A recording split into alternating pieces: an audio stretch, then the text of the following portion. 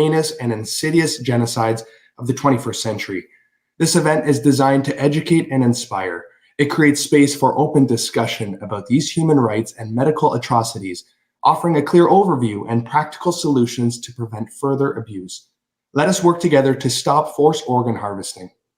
Today, on the anniversary of the International Day of Genocide Prevention, we reflect on the global impact of the persecution of Falun Gong, the efforts to destroy this spiritual practice, and the weaponization of medicine that has enabled a concealed and largely undetected genocide.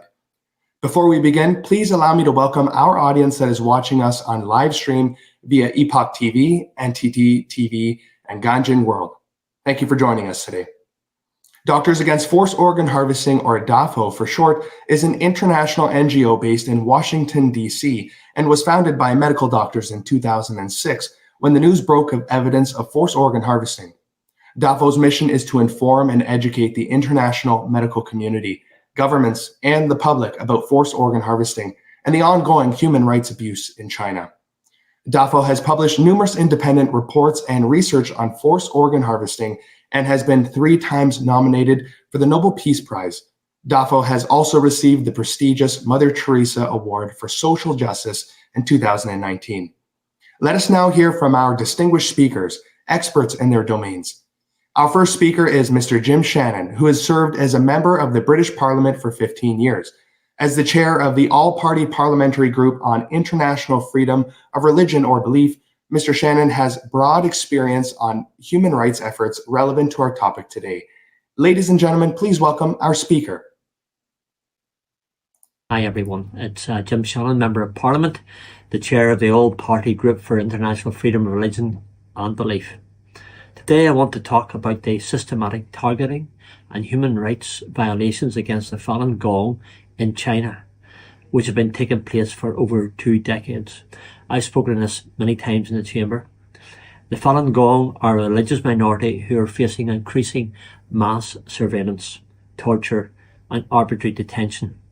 Horrifically, credible reports have also emerged of live organ harvesting, some indicated on a commercial scale, and the evidence seems to point towards that. Without consent, detainees have had vital organs such as their heart, kidneys and livers removed under the official and legal knowledge of the Chinese authorities. Falun Gong practitioners are subjected to coerced blood tests and other medical examinations. Converting detention centres into so-called organ registries serves the dual purpose for the Chinese authorities, further suppressing Falun Gong practitioners while also creating a supply of organs that results in unusually short waiting times. Institutions such as the United Nations and the European Union have very widely condemned the practice of organ harvesting, which targets ethnic and religious minority detainees.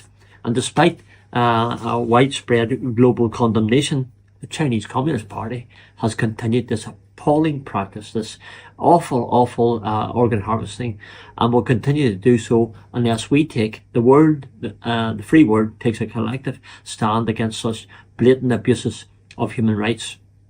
So today, I urge you who are listening, watching, and taking the words today to speak up for those who cannot speak for themselves. We must make sure that the Chinese Communist Party cannot act with impunity, and we must also stand up for ethical transplant practices and help stop the forced organ harvesting of living prisoners of conscience in China by calling for international and independent investigations of the crimes committed against the Falun Gong practitioners. I pray, and I will be praying, for my brothers and sisters caught in this horrific practice. Live organ harvesting must never ever be tolerated, and we must raise our voices to ensure that it's brought to an end. Thank you for listening. God bless you. Take care.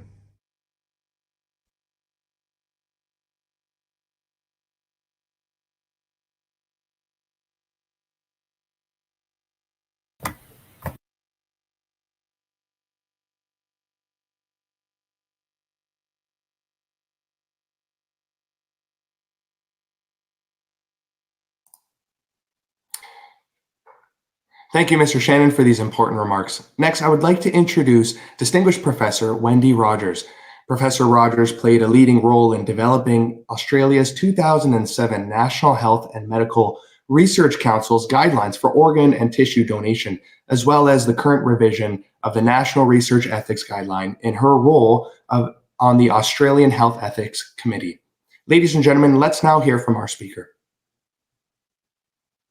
I'm Wendy Rogers. I'm the chair of the International Advisory Committee of ETAC, which is the International Coalition to End Transplant Abuse in China. And I thank the organisers of this meeting for allowing me and inviting me to speak today. ETAC is an international organisation that has been building awareness of forced organ harvesting in a formal capacity when we first became an NGO since the late 2010s. We try and build awareness of forced organ harvesting through a number of mechanisms, and I think you'll be hearing from other people about, for example, the China Tribunal, which was held in the UK, which we organised, and that brought together very definitive evidence of forced organ harvesting and the fact that crimes of humanity were being committed against the Falun Gong in China. As an international organisation, we seek to have some impact. It's hard to stop the Chinese from acting as they do in the arena of forced organ harvesting. But I'd like to mention initiatives that we undertake that try and have some impact while acknowledging that it's difficult to actually change things in China significantly at this point. One of the things we've done, which has proved quite effective, is to seek the retraction of unethical research papers that are published that have been based on the use of organs taken from prisoners of conscience, obviously without their consent. And that's been relatively successful. Today, we published a paper reporting the unethical papers, and to date, 49 of these have been retracted, and we're working on with publishers to seek retraction of many more of those. The second area where we've been working recently is to bring attention to the fact that there are connections with forced organ trafficking and the broader concern about business and human rights that's been relevant internationally. To that end, we worked with Global Rights Compliance, which is an international human rights legal organisation based in the UK, and they did independent research and formulated advice and policy guidance, and this is called Do No Harm, and it's available from their own website and from our website. This work is very unusual. It's a world first. It identifies all the stakeholders involved in transplantation and how they have obligations under human rights legislation to really pay attention to who they're interacting with and what's happening at the end of those supply chains. So, for example, clinicians may be involved in training Chinese surgeons who then go back to be involved in forced organ harvesting. Hospitals may be involved in reciprocal visits, reciprocal training between hospitals in China that are engaged in forced organ harvesting in their own institutions. And universities may have research agreements that run between Chinese universities that are associated or implicated in forced organ harvesting. Journals can publish and can and do and have published unethical research based on some of these collaborations. And transplant societies who host meetings need also to be very aware of who they've invited to speak or who they've permitted to speak and whether they are in fact involved in forced organ harvesting. So these documents from Global Rights Compliance spell out how to do human rights due diligence for all of the different stakeholders to ensure that they're not in any way implicated in forced organ harvesting in China. And the third activity of ours that I'd like to mention are our legislative endeavours. So we're an international organisation, so we work across multiple jurisdictions. For example, in the US, we've been providing support for the US initiatives, two recent acts that have been passed, the Stop Forced Organ Harvesting Act and the Falun Gong Protection Act. The latter also offers protections for other minority groups and prisoners of conscience, although it's named for the Falun Gong. We're supporting endeavours in the UK and Canada. And in Australia, we've got a particular focus on amendments to the criminal code, where we're seeking for an amendment of the definition of organ trafficking. Currently, it focuses on trafficking of persons, and we need this to be expanded to include trafficking of organs and to have extraterritorial reach, as this will then prevent Australian citizens from going and seeking trafficked organs. We're also urging compliance across all jurisdictions with the Council of Europe Convention Against Trafficking in Human Organs, which is very clear in bringing forward those distinctions about trafficking in organs versus trafficking in persons. And finally, I'd like to end by noting the recent policy outcomes from the Brussels summit from the Interparliamentary Alliance on China, who put out a statement of legislative intent on forced organ harvesting. And in a statement, IPAC said its members condemn the abhorrent practice of forced organ harvesting, and they wish to advance legislation to prohibit and prevent forced organ harvesting and organ trafficking for all members of the Alliance. Thank you.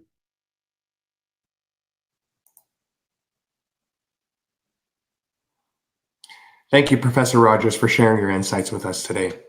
Our next speaker is Mr. Harry van Bommel, a former member of the Dutch Parliament who is actively engaged in protecting the human rights of Falun Gong practitioners, Uyghurs, Tibetans, and Ahmadis, and advises NGOs on a range of issues, including conflict prevention.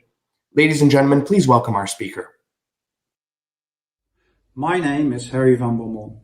I was a member of Parliament in the Netherlands for nearly 19 years. From 1998 until 2017. During my time in office, human rights were always on the forefront of my agenda. The situation in China, especially regarding Uyghurs, Tibetans and Falun Gong practitioners, has always had my warm attention. It's very unfortunate to see that the fate of Uyghurs and Tibetans got internationally and also in the Netherlands much attention. The situation of Falun Gong practitioners, although it is widely known by those who are really interested in China, did not get the attention that it should get. Therefore, I was very happy to be part of a seminar that was held exactly a year ago.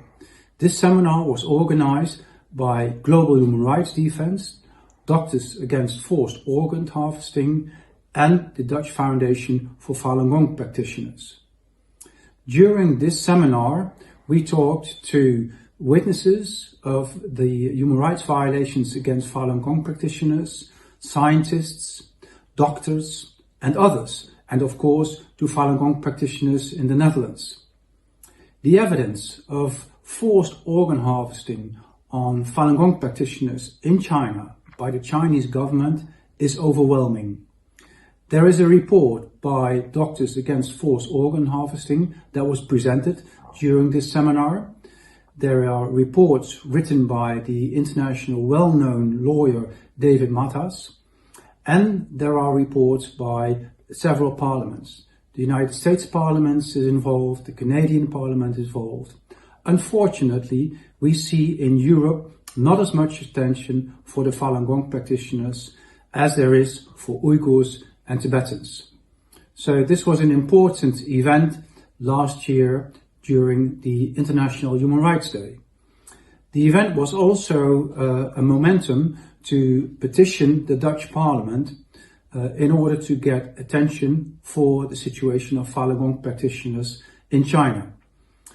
The testimonial given by a witness coming from China, now living in Denmark, was very impressive.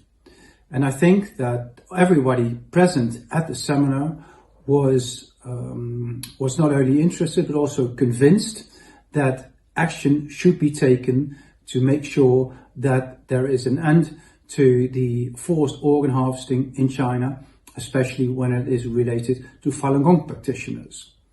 As I said, the evidence is convincing and overwhelming. Not just in the reports that I just mentioned, but also in the testimonials. So I'm very happy that in the United States of America, a Falun Gong Protection Act has passed the House of Representatives. It is now under debate in the United States whether this act should actually become law. This act aims at three things. First of all, the United States should not cooperate with China when it comes to organ transplantation. Secondly, it aims at coercing China to end the practice of forced organ harvesting. And thirdly, it aims at international collaboration with organizations and countries that are striving to end the forced organ harvesting in China. I think that the United States Falun Gong Petition Act should serve as an example to countries worldwide. To begin with, my own country, the Netherlands. So we will go on campaigning the Dutch Parliament, but it should go further. It should also be passed by European Parliament. European governments in general should work together to end the forced organ harvesting in China. What we see in China is a so-called cold genocide. It means a genocide in slow motion. It means that certain aspects of society, of daily life, are not available to Falun Gong practitioners, such as housing, healthcare, education, work. This so-called cold genocide should get more attention. We have to prevent that the cold genocide that is taking place in China becomes a forgotten genocide. In order to reach this point, we should work together, we should campaign together. I'm very happy with the seminar today, where this speech can be a contribution, and I hope to work together with Doctors Against Forced Organ Harvesting in the future to make sure that European countries, the Netherlands being the capital of international law, maybe the first, to work together on ending the Chinese practice of forced organ harvesting. Thank you very much and good luck.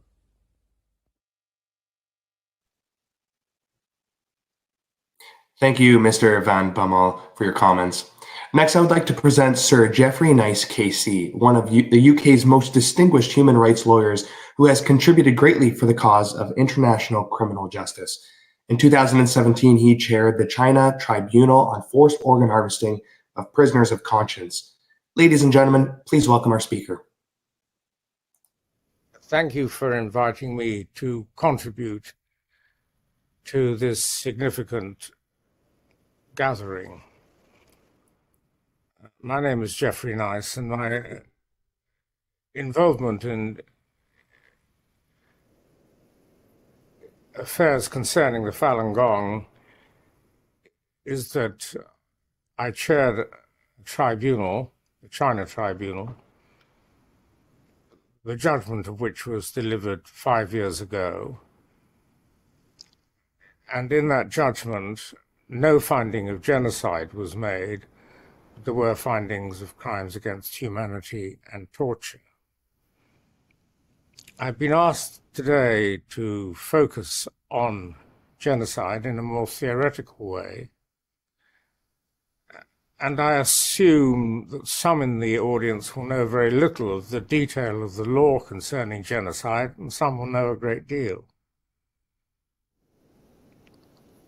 It's probably therefore sensible for me to summarize the position and then to say what I want to add that's particular to the problems of the Falun Gong.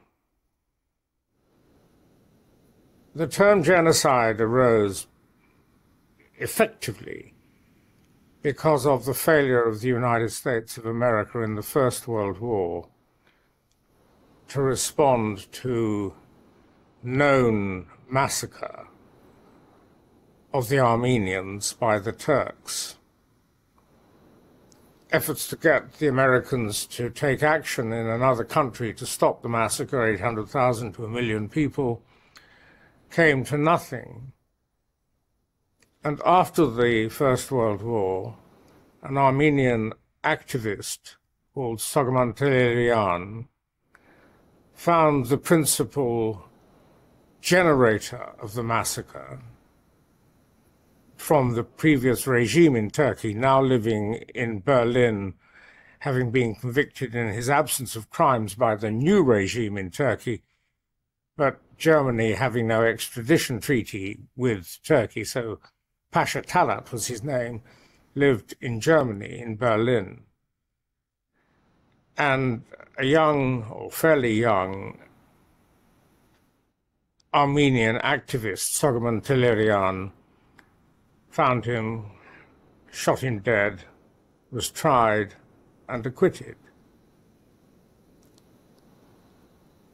The trial was the subject of newspaper reports around the world, including to Lviv, then in Poland, where a young philologist by the name of Raphael Lemkin was appalled at how this was the only method of achieving justice, where injustice of the worst possible kind had been the subject of no action by the United States of America, largely because of their implacable belief in sovereignty.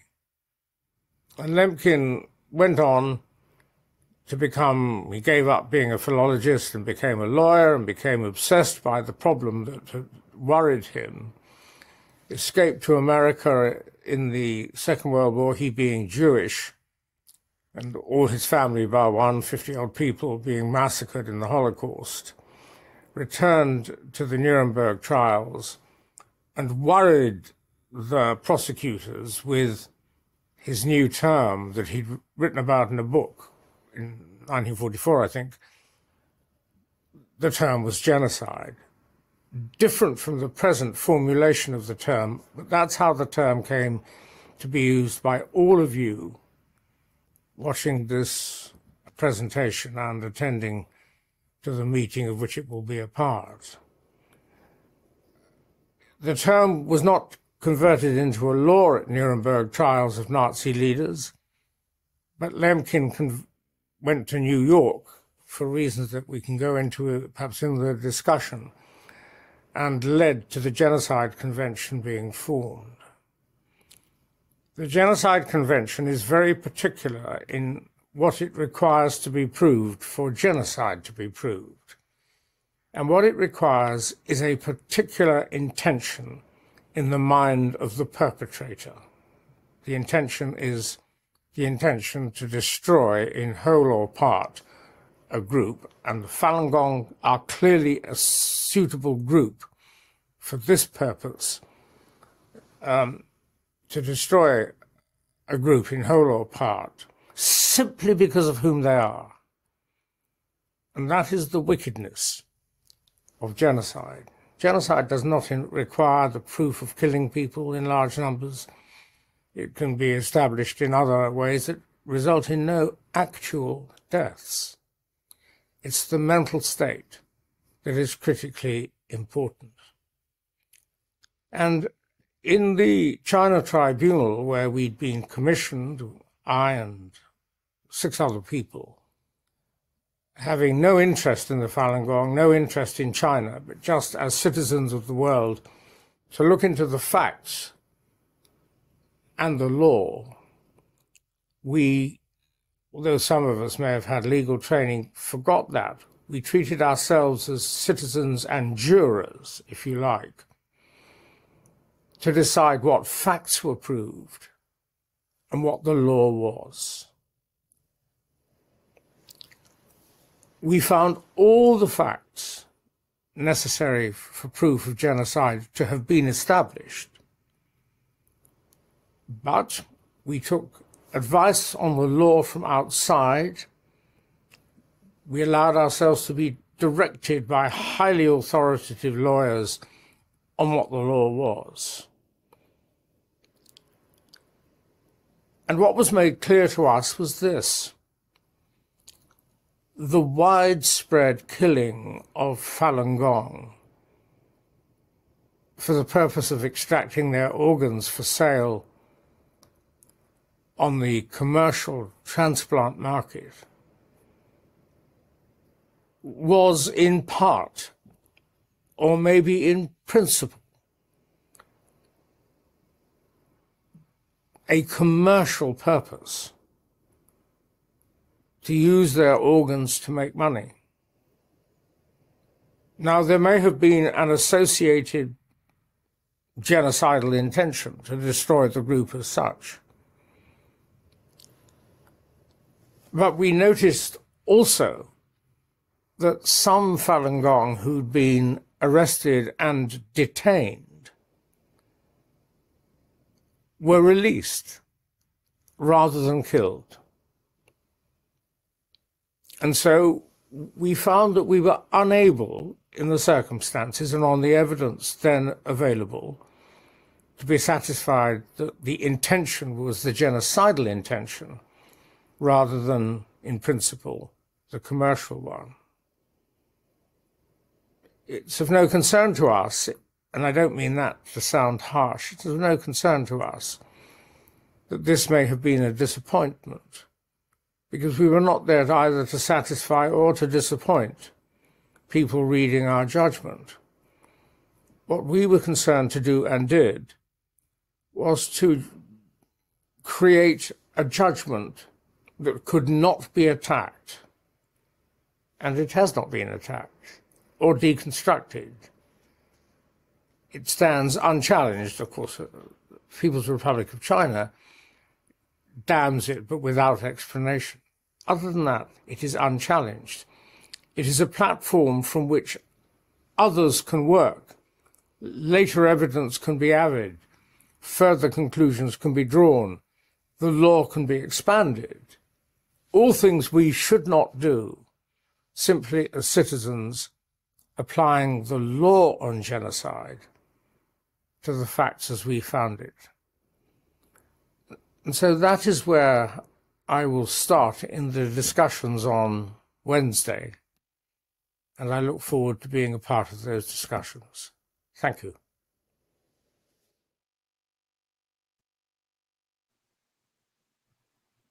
Thank you, Sir Nice, for these remarks. Our next speaker is international human rights lawyer, Mr. David Mattis. He and his colleague, the late David Kilgore, were among the first to investigate forced organ harvesting of Falun Gong practitioners nearly 2 decades ago. And since that time, Mr. Mattis has never ceased in his efforts to provide expert analysis of the evidence to decision makers and activists around the globe. Ladies and gentlemen, please welcome our speaker. Since the publication of the article called Genocide, Falun Gong in China, in Genocide Studies and Prevention, an international journal, in 2018 that I co-authored with Torsten Trey, Maria Chung, and Richard Ann, there are 2 developments worth noting. One is the 2019 statement of Li Beijing. The second is the judgment of the China Tribunal in 2020. The Cold Genocide article states, and I quote, in November 30th, 1999, Li Lanqing announced to 3,000 fellow Chinese Communist Party officials at the Great Hall of Beijing a policy against Falun Gong to defame their reputations, bankrupt them financially, and destroy them physically. The citation for this statement provides, in part, sources of this information is an interview with Li Beijing, who attended the November 30th, 1999 meeting. Li Beijing, in 2019, provided a statement to the China Organ Harvest Research Center posted on their website, which states in part, quote, on November 26, 1999, Li Lanqing, then member of the Chinese Communist Party Politburo Standing Committee and head of the party's central leading group for handling the Falun Gong issue, said that from then on the persecution must be intensified and must destroy them politically, bankrupt them financially, and ruin their reputation. So the 2019 statement, in that statement, Li Beijing does not attribute to Li Lanqing the statement destroy the Falun Gong physically. Rather, the statement of Li Beijing is that Li Lanqing stated destroy them politically. Whether the second version is a change or a correction, there's no independent version of what was said. The second development is the judgment of the China Tribunal of 2020. In that judgment, the tribunal concluded with certainty, beyond reasonable doubt, that Falun Gong were being killed for their organs. However, the tribunal did not find the killing to be a genocide. The tribunal wrote, and I quote, "The tribunal noted that it was possible to characterize what had occurred as the implementation of a policy to develop the market for organ transplants where Falun Gong practitioners and Uyghurs served unfortunately as a ready and rich resource to meet demand, such that the infliction of forced organ harvesting on these groups was not primarily motivated by the intention to exterminate these groups in whole or in part." Both of these developments argue against the conclusion that I and my co-authors reached that the mass killing of Falun Gong for their organs is genocide. My own view nonetheless remains the same, that what happened and is happening with the mass killing of Falun Gong for their organs is a genocide. Genocidal intent can be established by expressions of intent. It can also be explained by behavior when there's no other explanation for that behavior. The current version of the statement of Li Beizhen removes from consideration the expression of intent earlier attributed to him. We are left for consideration whether there's any explanation for the mass killing of Falun Gong for their organs other than an intent to destroy the group in whole or in part. The reasoning of the China tribunal that there is another explanation, that the organs of Falun Gong were a ready and rich resource to meet demand for organs, is, I suggest, unpersuasive. The prototype genocide, the mass killing which led to the adoption of the Genocide Convention, was the Holocaust. The Holocaust, in addition to being a mass killing, was a massive theft. Jewish property was systematically plundered. Artworks were stolen, businesses were expropriated, residents were appropriated, jewelry was stolen, gold was extracted from fillings, dentures, and dental caps of Jewish victims, and so on. Auschwitz survivor Rudolf Verba spoke of robbery of Jews as an integral part of the Holocaust. Yet I am not aware of anyone today who argues that the Holocaust was not a genocide because of that theft. Though it is true that the Holocaust was a massive misappropriation of Jewish assets, the reason the Jews were the victims of this misappropriation was not that they had assets which Nazis coveted. The reason for the victimization was plain and simple, that they were Jewish. One can say something similar about forced organ harvesting in Falun Gong. Practitioners of Falun Gong today are not subject to organ theft because they have organs. Everyone in China has organs. Nor are they subject to organ theft because their exercises generate healthy organs. Practitioners of Falun Gong are far from the only persons in China who exercise systematically. What makes practitioners of Falun Gong the target of forced organ harvesting when others, aside from prisoners of conscience, other prisoners of conscience, are not, is that they are practitioners of Falun Gong. It is their identity which makes them the victims, not the money to be made from their victimization. One has to keep in mind the nature of Chinese Communist Party rule over China. The party is not some distant bureaucracy in Beijing who lets the rest of the country do as they please. The party is found rather in every nook and cranny of the country, behind every government official. No matter what part of the country and no matter what level of government, there is a party factotum instructing the government official what to do.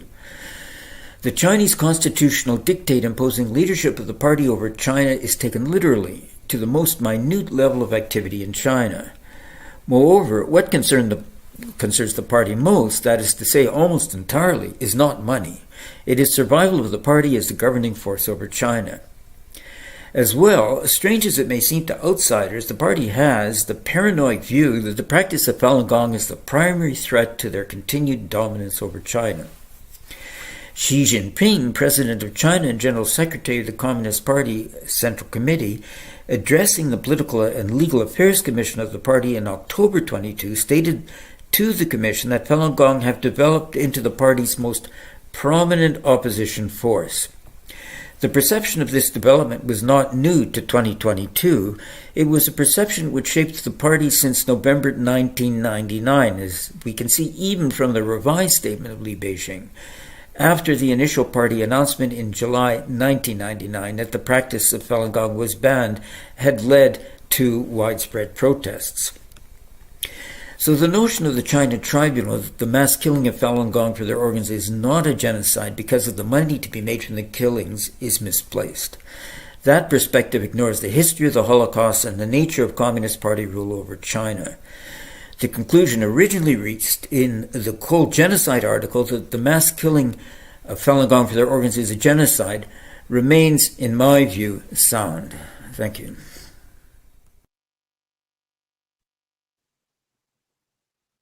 Thank you, Mr. Mattis, for your important insights. Our next speaker is Mr. Nima Gholam-Alipour, who is a member of the Swedish Parliament and an author specialized in the issues of international migration and ethnic relations. Ladies and gentlemen, please welcome our speaker. The world speaks today of the importance of human rights. Yet, at the same time, one of the most powerful nations on earth commits crimes against humanity by forcibly removing people's organs and trading them on the open market. If democratic nations accept this organ trade, then they can no longer credibly claim to stand for human rights. To give true weight to the concept of human rights, more politicians must have the courage to speak about organ trade carried out by the Communist Party of China. If we cannot stand up against such a vile act where a person is stripped of their organs by the state, then we have not earned the right to speak of human rights at all. This has been going on for many years. The reports exist, the testimonies are numerous, but the silence is deafening. The Chinese Communist Party has used its power to persuade far too many politicians and opinion makers that this is not happening, or that it is limited to a few isolated cases. Those who believe the lies of the Chinese Communist Party stand on the wrong side of history. Posterity will judge you. It has never been morally right to steal another person's organ. These despicable acts will never become right, no matter how powerful the Chinese Communist Party becomes. There will always be people who stand up for human dignity and for every human being's right to their own body. This is not merely a Chinese issue, it is a human issue. It concerns whether our values are more than just words written in a declaration. If Europe truly means what it says about human rights, then let us be clear. No state should be able to murder its citizens to sell their organs. No doctor trained in Sweden should ever participate in such a system. No Swedish citizen should be allowed to travel to China to buy an organ, because it is not an organ they're buying, it is human beings they are buying. What is happening in China is a test for all of humanity. It is not merely about transplants, it's about the very idea of human worth. If a state can take a person's organs, it can also take their freedom, their faith, their children, and ultimately their soul. This organ trade is not just a crime against bodies, it is a crime against the very concept of civilization. Every generation faces its moral test. Our time is being tested now, not in trenches or through war, but in our willingness to speak out when evil wears a suit and talks business. We must dare to speak even when it is uncomfortable. For it is when the world is silent that history repeats itself. And we know that sound, that silence. It sounded the same in the Soviet Union. It has sounded the same every time human beings have been reduced to numbers, categories, or resources. We must stop being silent. The people whose organs were taken, they have no graves, no memorials, no ballot papers, but we here in the free democracies can be their voice. We can ensure that their deaths are not in vain.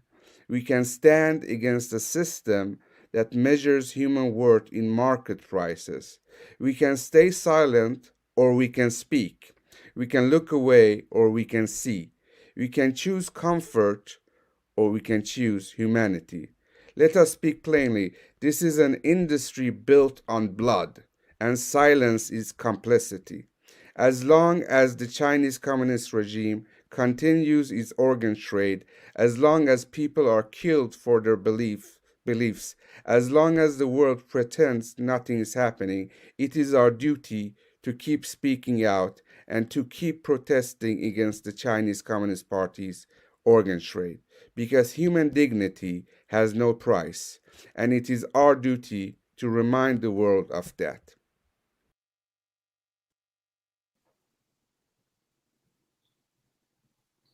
Thank you, Mr. Ghalam Alipour, for sharing your remarks with us today. Our next speaker is Mrs. Nicole Höchst, who is a member of the German Bundestag. As we will hear, she's appalled by the forced organ harvesting and is eager to introduce legislation to stop it. Ladies and gentlemen, please welcome our speaker.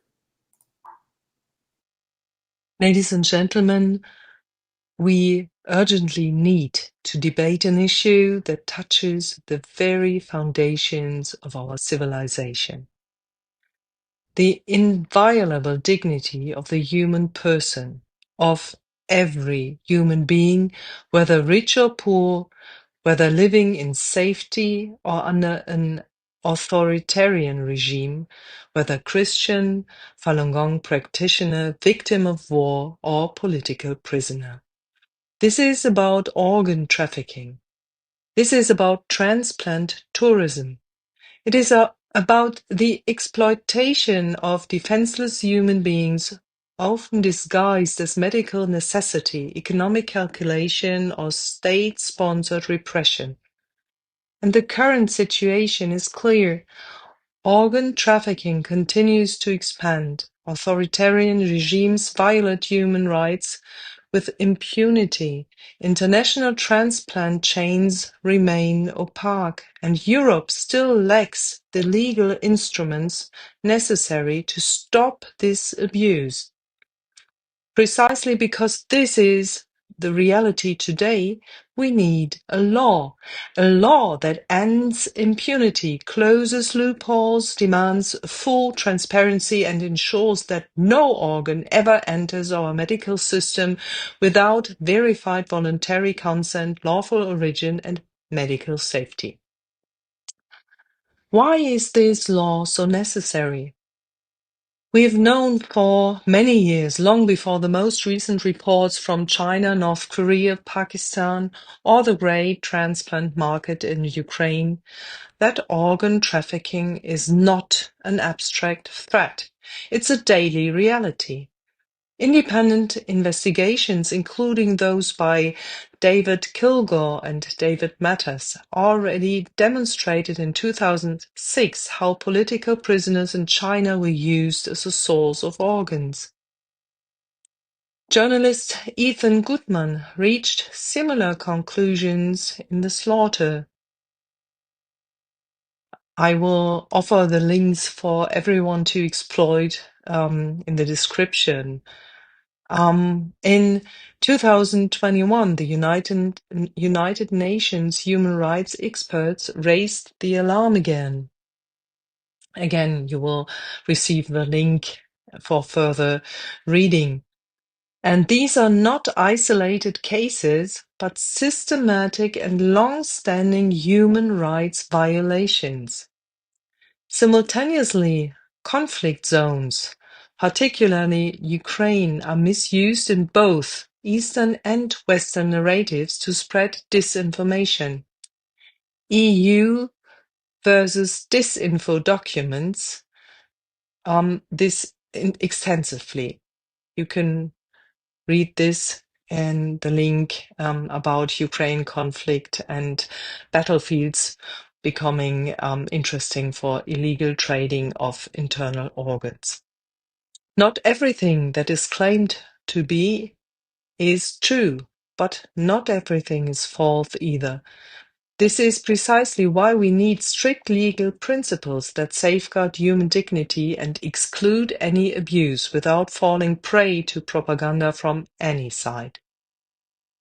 We must address Germany's role, and this is imperative. We must also speak frankly about ourselves.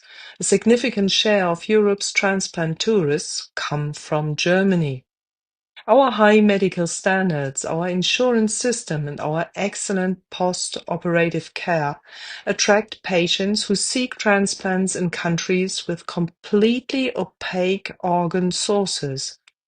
If we want to combat organ trafficking, we cannot ignore this uncomfortable reality. Responsibility begins at home. Ladies and gentlemen, human rights know no political wars, because this issue concerns inalienable human rights. It must transcend political party lines.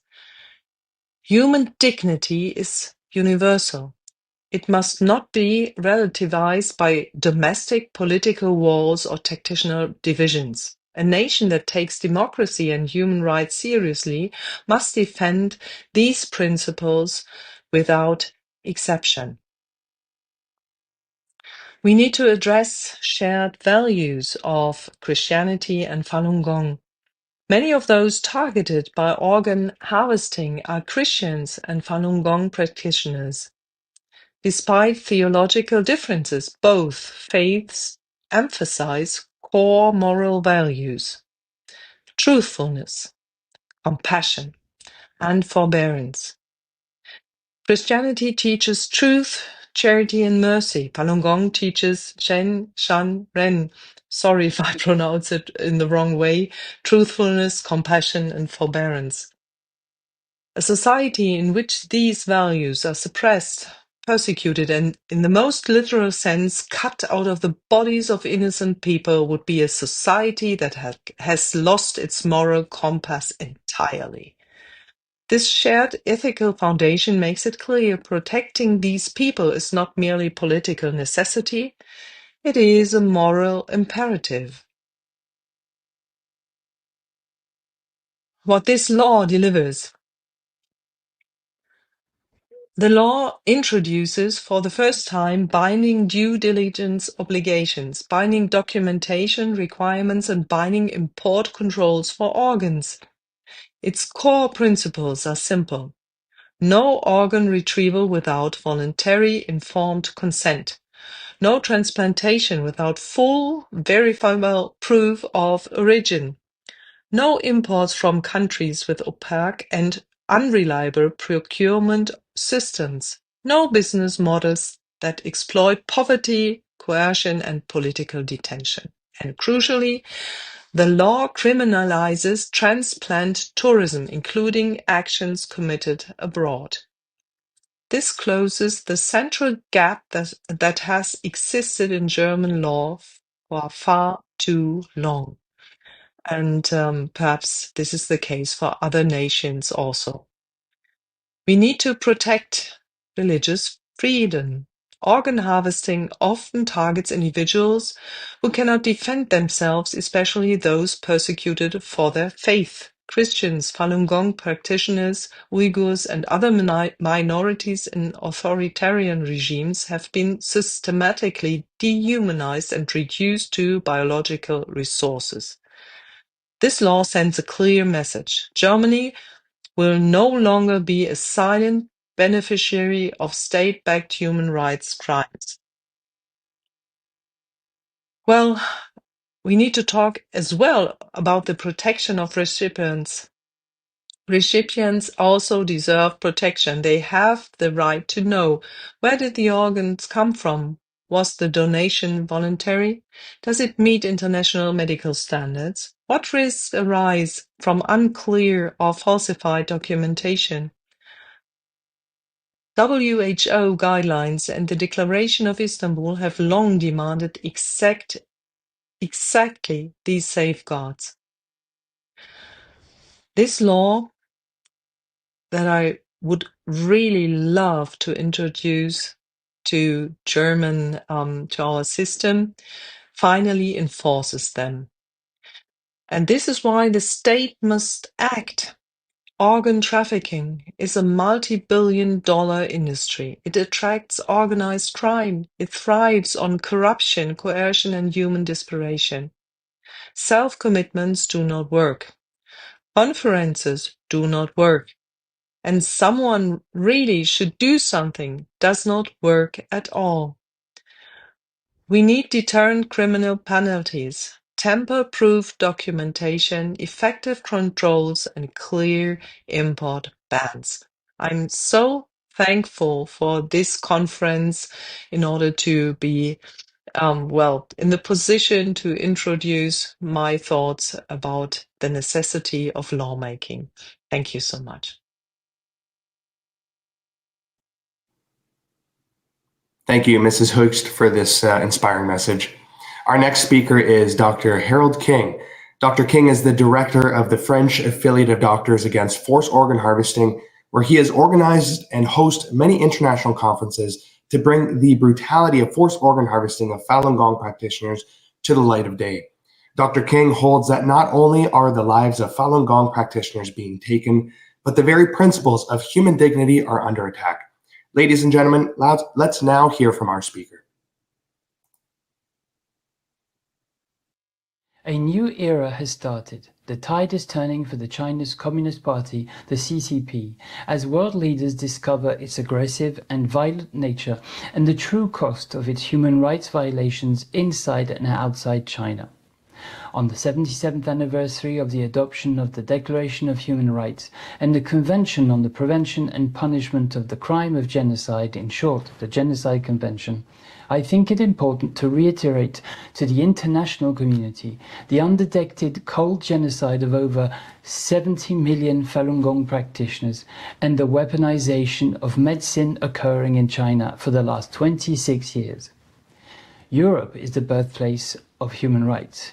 Europe has suffered centuries of wars, reaching its peak with the Second World War, where the world discovered the horrors of the Nazi regime, the extermination of the Jewish people, and the medical and pharmaceutical experiments of the Nazi doctors.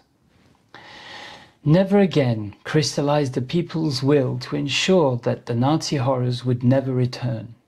The Declaration of Human Rights and the Genocide Convention defined the fundamental rights of all people and embodied a commitment to prevent and combat actions that endanger humanity and erode the dignity, security, and sanctity of human life. The Nuremberg Code and the 1964 Declaration of Helsinki ensured that the inhumane medical experimentation would never be possible in medicine. Organ transplants were made possible through the respect of free and voluntary consent for organ donations. Today, humanity is confronting the egregious slaughter of Falun Gong practitioners and other prisoners of conscience for their organs in China. Surgical organ removal occurs while they are alive and is a form of commercialized murder by doctors to fuel a multi-billion-dollar transplant tourism industry. Killing people for their organs is a crime against humanity and a disgrace to the universal human rights. Since forcibly taking over China in 1949, the CCP has never ceased its human rights violations and has waged a war against faith, freedom and democracy. It considers the existence of liberty, religion and democracy anywhere in the world as an existential threat against itself. Human rights violations in China reached their peak under the late CCP leader Jiang Zemin, who used the full power of the nation to attack Falun Gong, a spiritual practice considered a religion inside and outside China, when launched his brutal persecution on the 20th July 1999. Jiang Zemin saw Falun Gong as more than just a school of Qigong, more than just a religion. He saw that the three principles of Falun Gong, truthfulness, compassion and forbearance, could expose the dysfunction of the party through its false, violent and intolerant ideology towards humanity, religions, freedom and democracy.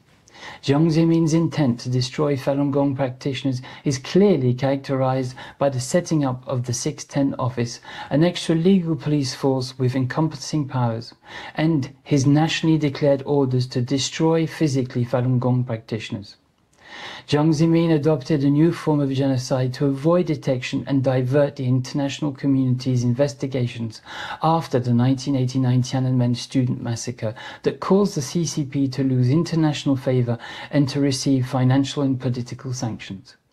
Acknowledged by peers in the study of genocide, the persecution of Falun Gong is recognized as a cold genocide that secrecy provides the CCP with unlimited time to exterminate the religion of Falun Gong and its belief. The cold genocide of Falun Gong practitioners is the slow, long-term and unrestricted destruction of the Falun Gong community. A genocide that is normalized and accepted by the Chinese and international communities through a constant barrage of propaganda and disinformation. A cold genocide is what confused and deceived the world. Worse still, the CCP's display of power and will to dominate the transplant field heavily influenced the academic, medical and political communities to lower their guard on the medical ethics and to unconsciously accept the corrupt and lowered norms allowed in China. The CCP's international propaganda and censorship campaigns provide fertile ground for medical and pharmaceutical companies, hospitals and universities to invest and become profoundly intertwined but directly implicated in its invisible human rights abuses.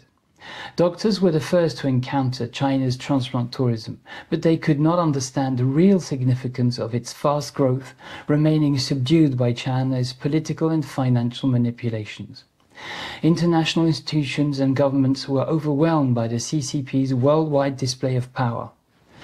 No one had imagined that the CCP would use transplant surgery to exterminate Falun Gong, and what's more, ensure that every nation would become somehow implicated in its annihilation. Our free and democratic society could not see the new horrors and their implications for the 21st century. Falun Gong practitioners enduring persecution are faced with the choice of physical death or spiritual death to escape persecution. The international community was faced with willful blindness or societal assassination by the CCP on an international scale. Silence is the main facilitator of cold genocide. Fear, jealousy and greed are the means to enforce it. The CCP did not hesitate to use honey traps, blackmail and other political and financial incentives to manipulate and force the free and democratic communities to accept the unacceptable. The abundant evidence of the cold genocide against Falun Gong and the public petitions asking to stop these inhumane crimes were ignored by the CCP-infiltrated United Nations Human Rights Council, the World Medical Association and the World Health Organization, so that the mass murders silently continued unabated. In 2024, at the side event during the UPR in China at the Geneva United Nations, DAFOH proposed the creation of a special rapporteur on forced organ harvesting of living prisoners of conscience in China, and called for the establishment of an international criminal tribunal for forced organ harvesting in China at the United Nations. Both requests were ignored, and the Office of the Genocide Prevention and the responsibility to protect remained silent. The CCP's United Front propaganda network has been highly effective, to the point that compared to other genocides, the 26 years of persecution of Falun Gong stands out because it's seldom mentioned in professional literature, medical journals and the international community, and yet it is the most highly documented, analyzed crime against humanity since its launch on the 20th of July 1999. The intent to silence the international community is identical to the intent to destroy Falun Gong practitioners, which is to stop people of the world from hearing about the religion of Falun Gong and its principle of truthfulness, compassion and tolerance. After 2 decades of ongoing forced organ harvesting of Falun Gong practitioners in China, we have to acknowledge a stark reality. As an international community, we have failed to stop this crime against humanity and cold genocide. A decisive stance against practices like forced organ harvesting and the persecution of Falun Gong practitioners is not just a test of political will, but a moral imperative for the preservation of human dignity and universal rights. In June 2024, Doctors Against Forced Organ Harvesting and the international NGO Ending Transplant Abuse in China, ETAC, initiated the G7+7 petition, calling upon the heads of states of the G7 nations and 7 other countries that stand out due to their large transplant numbers, their population size, their geographical location, or their exposure to organ trafficking. Last year, on the 10th of December, the petition had collected 49,000 signatures. This December, only 1 year later, the G7+7 petition collected close to 500,000 signatures, a significant tenfold increase. People who learn about these crimes are appalled by the world silence and the lack of international action in adequately addressing China's transplant crimes. The people who signed our petition want their governments to stand up for what's right and protect innocent lives, including Falun Gong practitioners, Uyghurs, and other prisoners of conscience in China. The petition calls for the initiation of measures to inform citizens and protect them from being complicit in forced organ harvesting, to halt any exchange in transplant-related practice, research, or training with China. It also calls to initiate annual parliamentary hearings regarding China's forced organ harvesting and beginning investigations to determine accountability for acts contrary to the provision of the Genocide Convention committed against Falun Gong practitioners, Uyghurs, and others in China. As we enter the 27th year of the persecution and forced organ harvesting of Falun Gong practitioners, we can no longer wait for the due process from international institutions. I sincerely hope that this two-day event will inspire our world leaders to universally criminalize forced organ harvesting, uphold international human rights, and comprehensively defend and protect international law by launching a mandate at the International Court of Justice and apply all forms of political and financial sanctions to stop the persecution and forced organ harvesting as soon as possible. Thank you.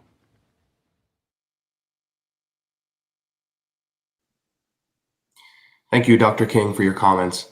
Our next speaker is Dr. Zhirwan Wang. Dr. Wang is the chairman of the World Organization to Investigate the Persecution of Falun Gong, an international NGO which has been pivotal in researching and collecting evidence of forced organ harvesting.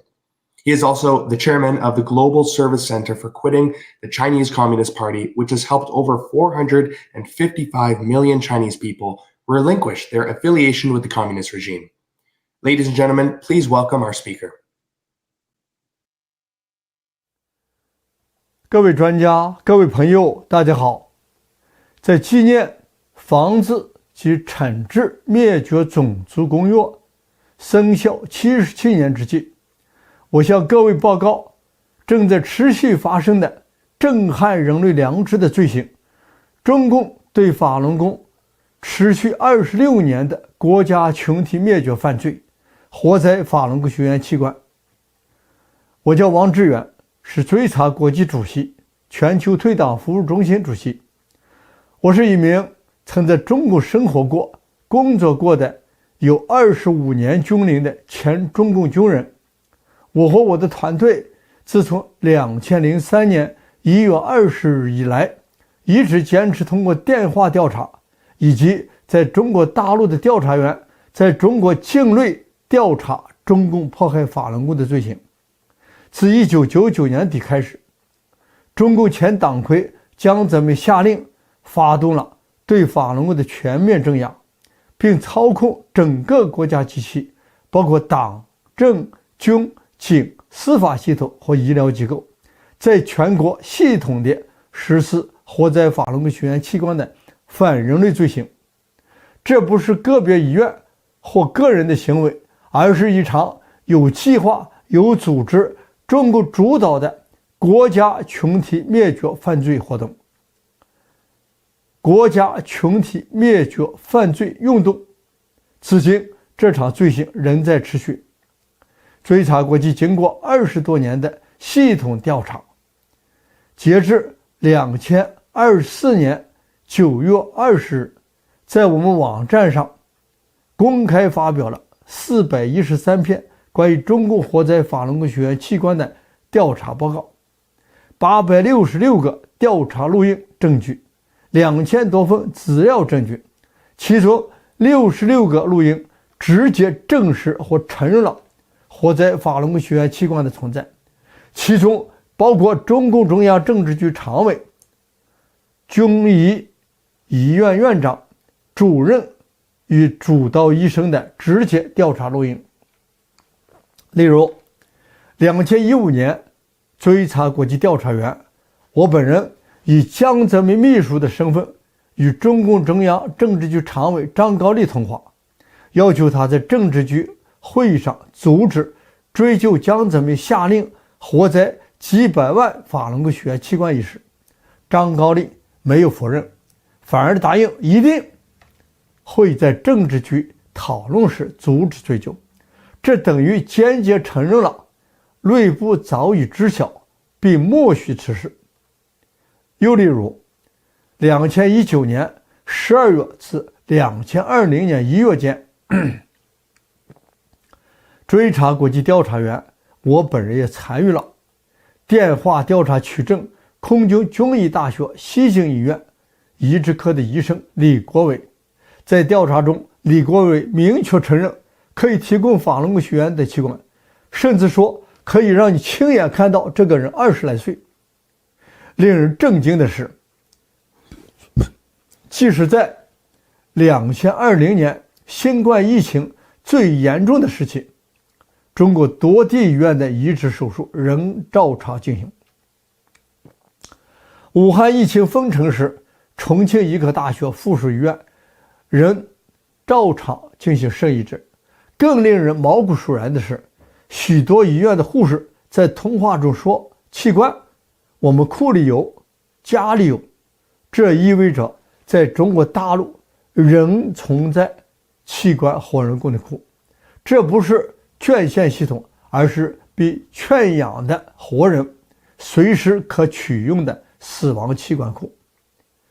2023年2月2日至2023年3月21日，追查国际对涉嫌活摘法轮功学员器官的部分医院进行了新一轮的电话追查。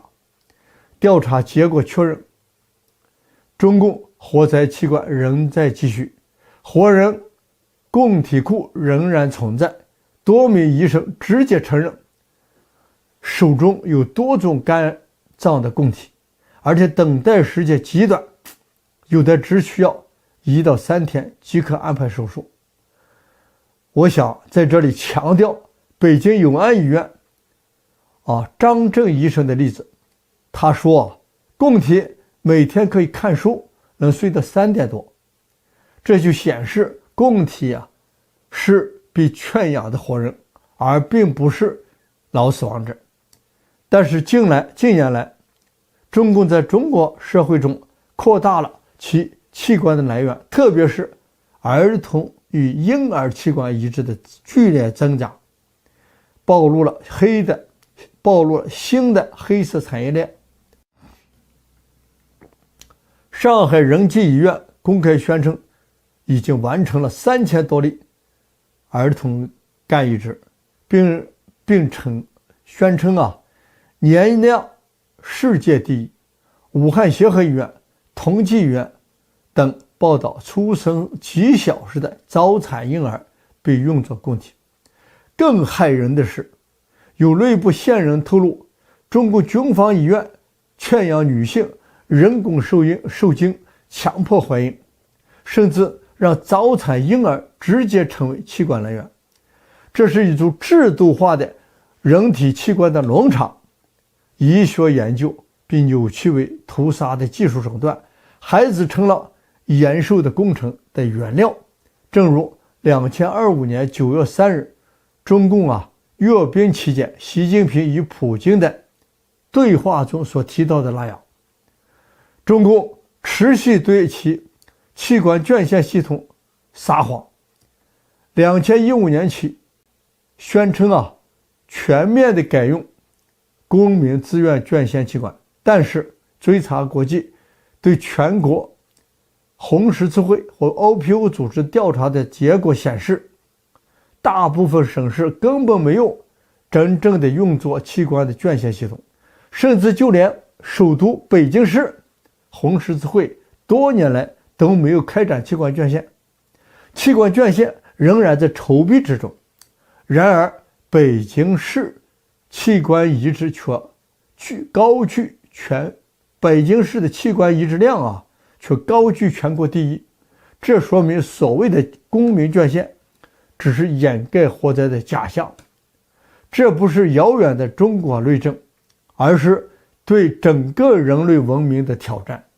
过去的历史中，当人类面对纳粹集中营的暴行，最遗憾的不是罪行的本身，而是世界的沉默。我们不能再让这种沉默重演。追查国际呼吁：一、联合国及欧洲各国政府立即启动独立国际调查；二、建立跨国器官伦理的审查与追责的机制；三、将活摘涉嫌的医疗机构与个人列入国际的制裁名单，以反人类罪对其实施刑事追查；四、禁止任何保险公司的公费以及公费资金支付来源不明的移植手术；五、保护吹哨者与受害者家属；六、医学界建立全球伦理封锁线，拒绝与涉嫌的中共医院合作，禁止发表联合的研究。中共不仅在杀害无辜，更在摧毁人类的医学生命与人性的道德底线。追查国际将继续追查、记录并揭露这些罪行。中共正在进行着一场针对人类道德的良知的战争，而人类历史的审判终将来临。谢谢大家。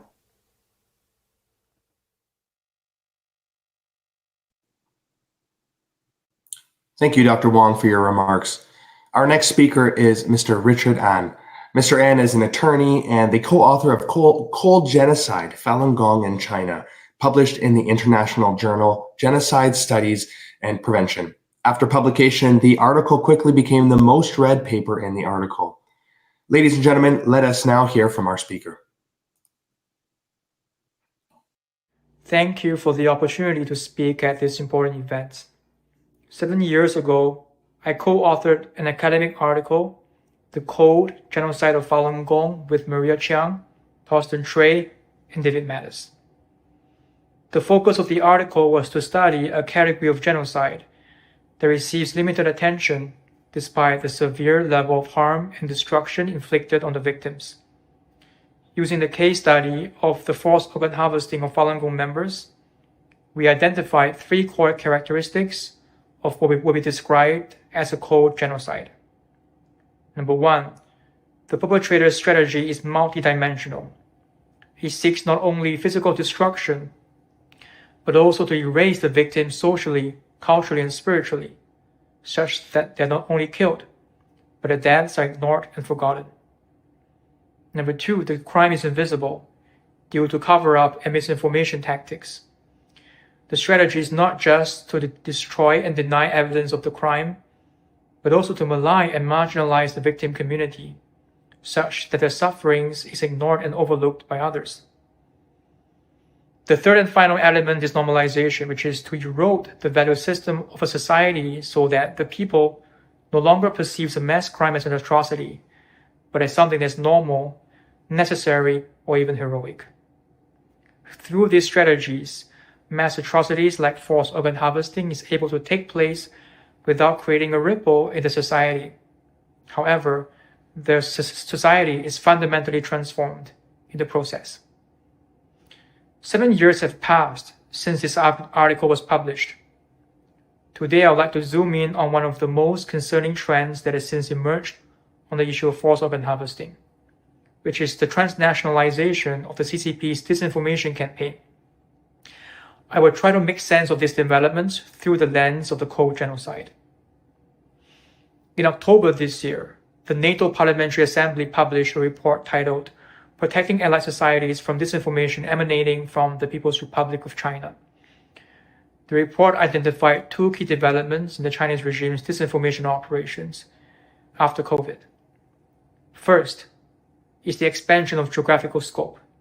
Whereas disinformation from China was primarily used to target its domestic population as immediate neighborhood, the focus has now shifted to the allied societies, especially the United States. Second, the Chinese regime's disinformation strategy has shifted from defense to offense. it is no longer content with reacting to its critics, but to fundamentally invert the narrative to recast itself as the protagonist and sow discord in foreign societies. Consistent with the theory of a cold genocide, the methods of this campaign are extremely subtle, insidious, and hard to detect. The method is not simply to use a metaphorical loudspeaker and broadcast disinformation to the world. Here's how this operation actually works, as described by the NATO report. First, the disinformation campaign was orchestrated in a centralized manner by the upper echelons of the party states. The regime then uses local proxies to spread this disinformation within media ecosystems that it does not directly control. This allows the regime to conceal the origin of the message, making it appear more credible and palatable to the different communities and audiences around the world. The vectors of this disinformation include local media outlets, influencers, and social media content creators, etc. Freedom House reported in 2022 that Beijing spends several $billion annually on information manipulation, including growing investments in traditional media.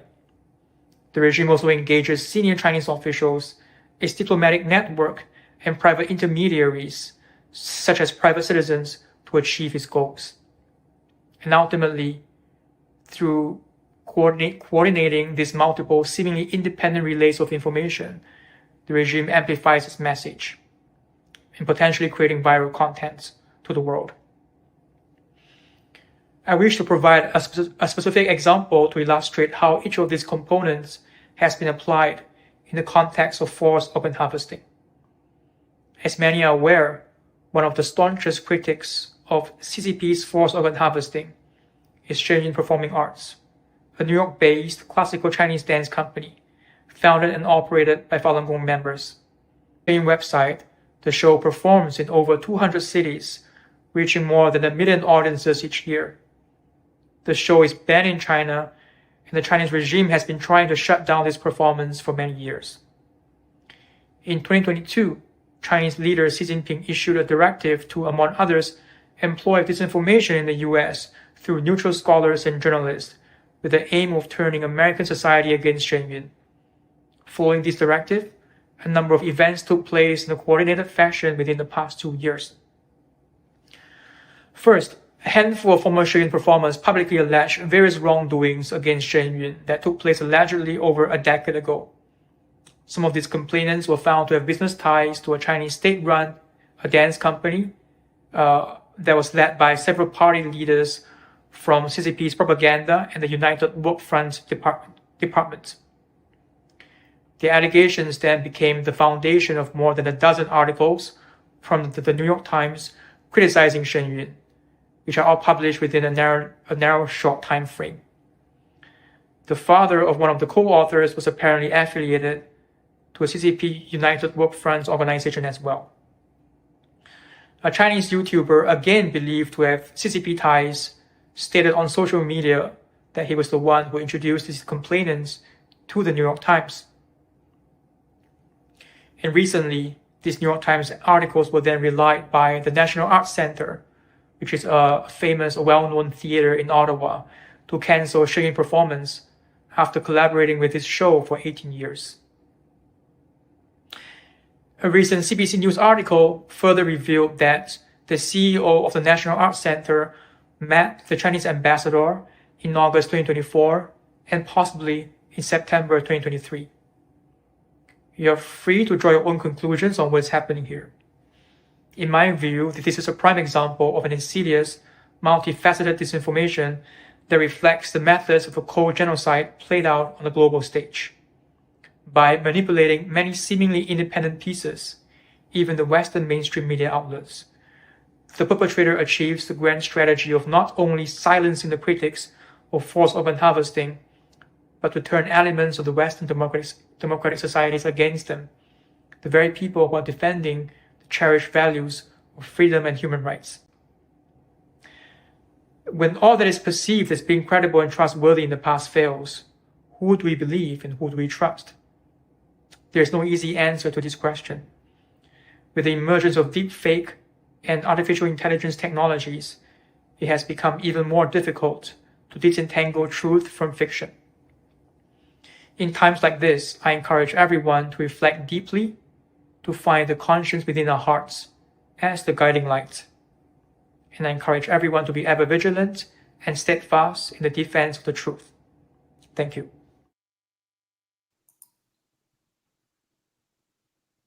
Thank you, Mr. An, for sharing your thoughts with us.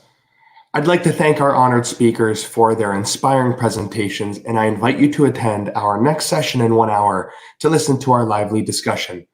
Given the atrocity that we face as humankind, there is much more to do to end this crime against humanity. Forced organ harvesting from living prisoners of conscience can by no means or excuse be accepted in today's global community, and every doctor and every individual has to make a decision. Do I want to live in a world where a government can arbitrarily kill innocent people for their organs, or do I speak up now? I think it's time to break the silence and the national medical associations take the lead to end this atrocity. Thank you all for joining us in this first session, and we'll see you in the next. Goodbye for now.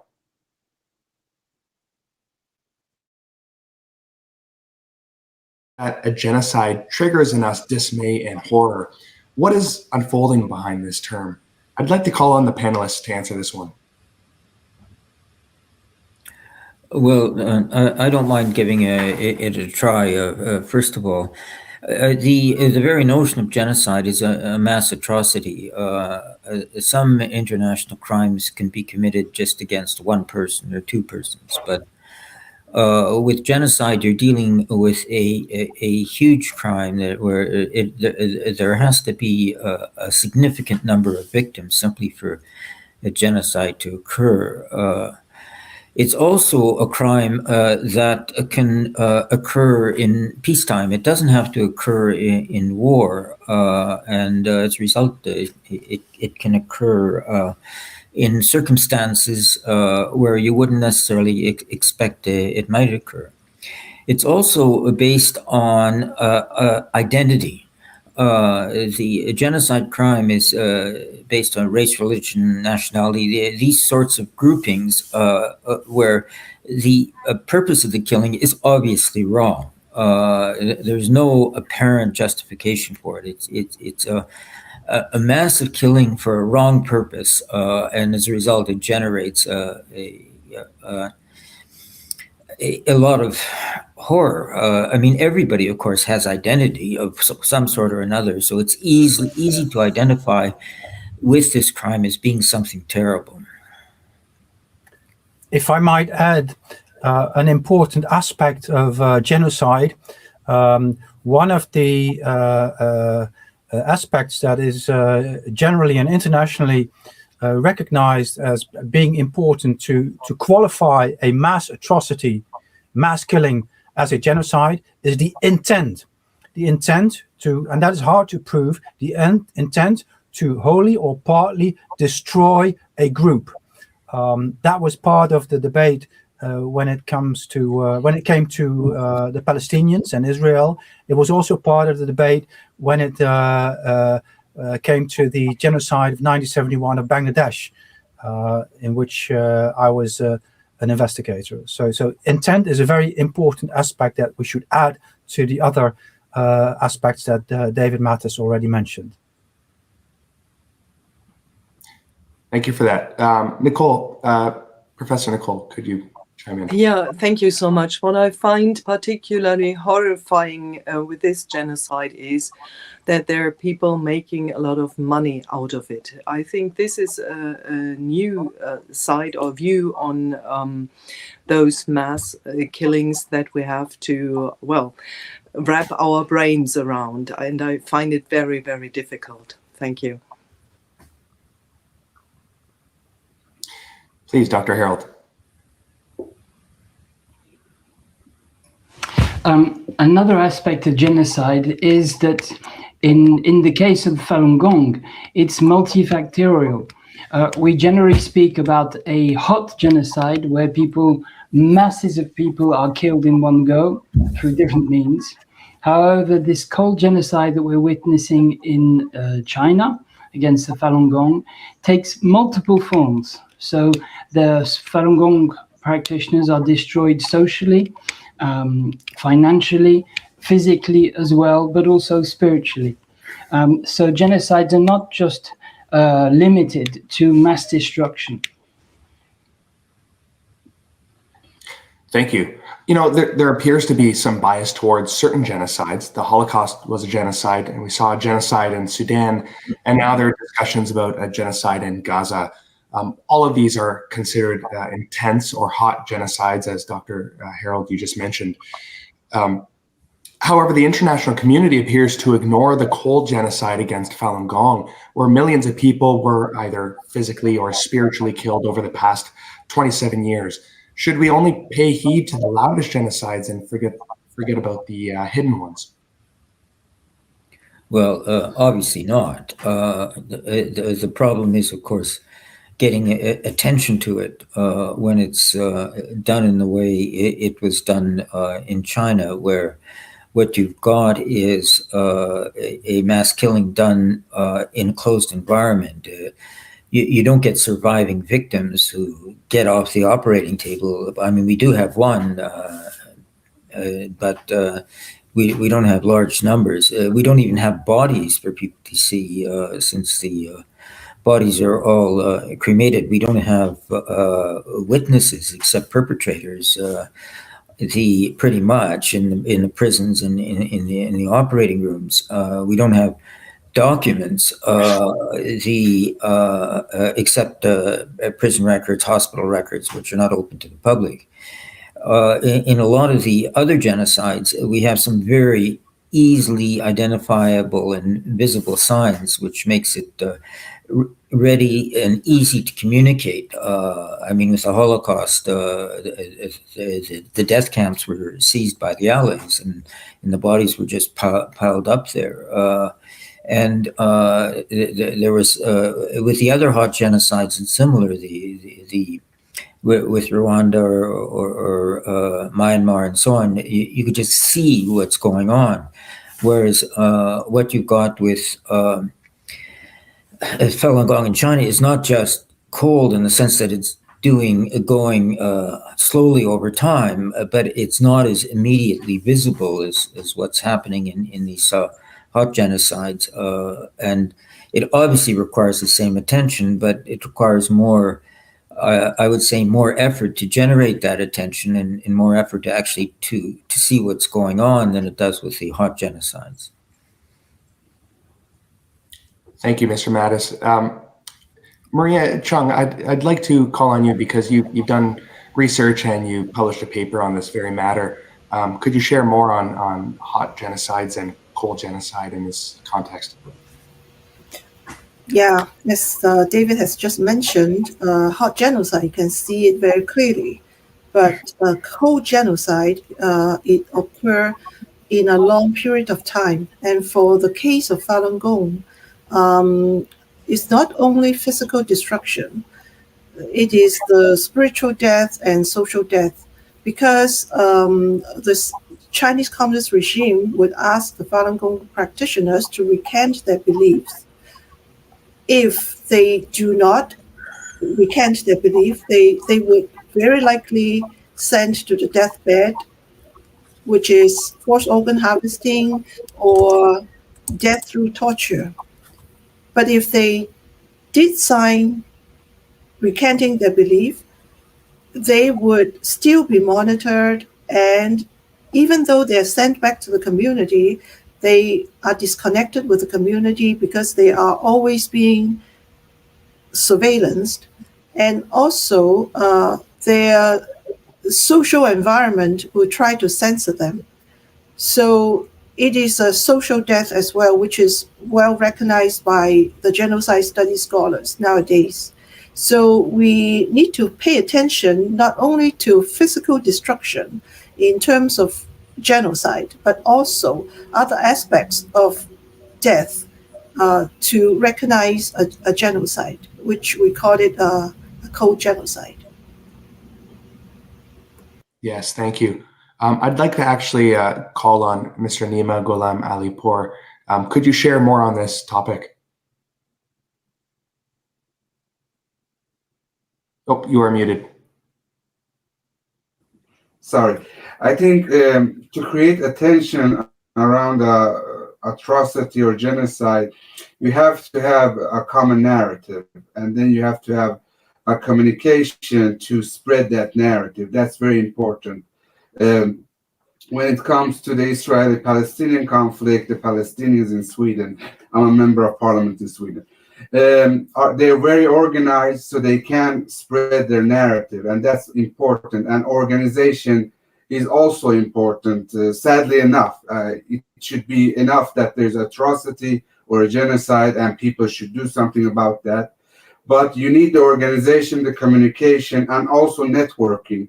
So I can give you an example, like members of parliament, they don't always have the personal resources, so they need background material about genocide or atrocities to work with the issue in parliament. As a former member of parliament in the Netherlands, I can truly say that this is the case in the Netherlands and in more European countries, that even the politicians are not fully aware of what is happening in China. I remember maybe like some 15 years ago, a report written by Dr. David Matas was presented to Parliament, but then only a small group in Parliament was interested because it seemed such a isolated and not generally accepted fact that this was going on in China. So informing politicians, informing the wider public should be on the agenda of any organization who wants to draw attention to this genocide in slow motion. We had a very fruitful seminar in the Netherlands where we had a lady from Denmark who was a family member and in that sense a witness of the practice in China, and we had a room full of people. Still, it was very hard to get publicity because the story is not well known, and therefore also the press is not immediately attracted to a seminar or a witness story like this. So we've got a long way to cover to get this out in the open, unfortunately. Yes, Dr. Harold. There's another factor, I think, that blocks and interferes with the common narrative that Nima was talking about, is the fact that crimes against humanity and genocide, it's shocking and revolting, and people instinctively want to distance themselves with these things because they can't believe that it's happening or don't want to believe it. And facing these crimes is quite often difficult, be they members of parliament, governments, or the general public, or even especially doctors. There's this horror that blocks things, and this is also part of this common narrative that has to be taken into account. Thank you. I wanted to ask, and this is for Mr. Nima. There's obviously an immense hatred in place to pursue an extinction of a race, an ethnic group, or religious group. Should those who pursue these elimination campaigns, should they be tolerated in the international community? And also then, how should they be stopped? Oh, can you hear me? Yes. Okay. So absolutely not. There should be no tolerance. And the way to stop them is to have that common narrative. It's very important. And also, don't misunderstand me, lobbying is very important. So in parliaments, the organizations who lobby effectively, they are the organizations that are heard from the parliamentarians. And that's sad, but that's the way it is.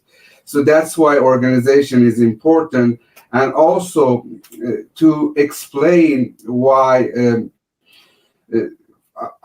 struggle for human rights is more important in the long term than having trade with a good trade relationship with China, because what China has today is their economic influence, and that's something that influences a lot of politicians in Europe.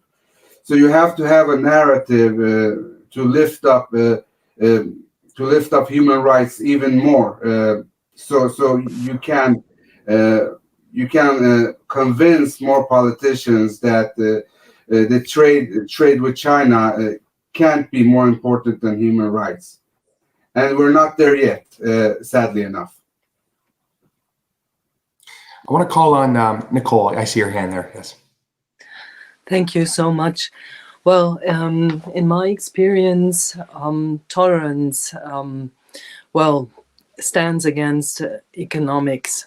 And, well, you're all right. Genocide and atrocities against humanity should never be tolerated worldwide. But, I'm in German parliament, and I was so hoping for more of my fellow members of parliament participating tonight and watching this and learning what you have all got to tell the world. And, I don't see any, and I don't know whether anyone is here. So to generate interest for a small country like Germany, or even a small group of countries like the EU, is sometimes without the last consequence. But what we can do as small and tiny entities like Germany, we could set into place a supply chain due diligence act. So a national law forbidding, for example, the trade of organs, and the individual that is a consumer, recipient of those organs, should be held accountable before national law. I think this is one of the only possibilities that we have, because you will never get enough countries in the world to stand against such a wealthy economic like China. So let's start small in our countries with lawmaking in our countries to hold our citizens accountable for their acts and for their consumption of people's lives all over the world. Thank you. Thank you, Mrs. Huscht. I want to ask, as you're a member of parliament in Germany, are you seeing the attitude within parliament change in the last few recent years, or are they aware of it? Are they? Is there discussion? If you could expand, I'd love to know. Well, as for the other groups, I cannot say. But for my group, we are aware, or some of us are aware, of what is happening in China to Falun Gong, and we see other herds of these atrocities all over the world as well. And some of my colleagues even wanted to join us tonight. What I will be doing is spread the hope on Tuesday morning, or when I will tell all my colleagues about our webinar here tonight, and we will discuss the next steps. I was so hoping that other groups were here tonight as well, and would join us or me with a lawmaking idea. We will try this in Germany. Thank you very much. And if I might add, in the case of the Netherlands, we had a meeting with the Doctors Against Forced Organ Harvesting and the Dutch Falun Gong Foundation. At the day of the meeting, that's about a year ago, we presented a petition to the Dutch Parliament. So we had a direct confrontation with the members of Parliament of various groups in Parliament, where we could both hand over the report, which is an important and very good report, and also had a one-to-one discussion with members of parliament, and where we could actually ask them to raise the issue in parliament. At the end of the year, there's always the budget discussion, and there's a human rights chapter in the budget for foreign affairs, and that always enables individual MPs to raise issues like this. But you have to get in touch with individual members of parliament. If you would simply write a letter as a foundation of Falun Gong to Parliament, the Standing Committee of Foreign Affairs, that would not do the job. You need one, in the lobbying, you need one-to-one contact with MPs, individual MPs. Yes, thank you. And Mr. Ghulam Alipour, I'd like to hear your take in Sweden as well, unless you have something else to share. I would like, if someone publishes such a report, like let's say Netherlands, they should spread it, because I haven't had any update about what is happening in a report, and I would like to have an update, because when you have that material, you maybe write a written question to a minister, maybe you have a debate with a minister about this issue, and then you know what you're talking about. You have an updated report that you can work with. So it is very important to spread such reports to all parliamentarians in Europe that are interested in this issue and to work with this issue. Yes, Dr. King, please. Very quickly, I completely agree with Madame Höchst and all the other MPs and former MPs here tonight about national laws. But I think since it's been 26 years since the beginning of the persecution, many countries, states in America have instituted these laws, and sometimes they're not applied or not followed up, and I think it doesn't address the real problem, which is happening in China. And this, I think, is the next step, as well as changing national laws, is to go and look what's happening in China. Mr. Mattis, you've been spearheading this for many years now. What can you expand on that idea that a doctor just spoke about? How could we make a change and bring awareness from what's happening in China? Oh, you are muted.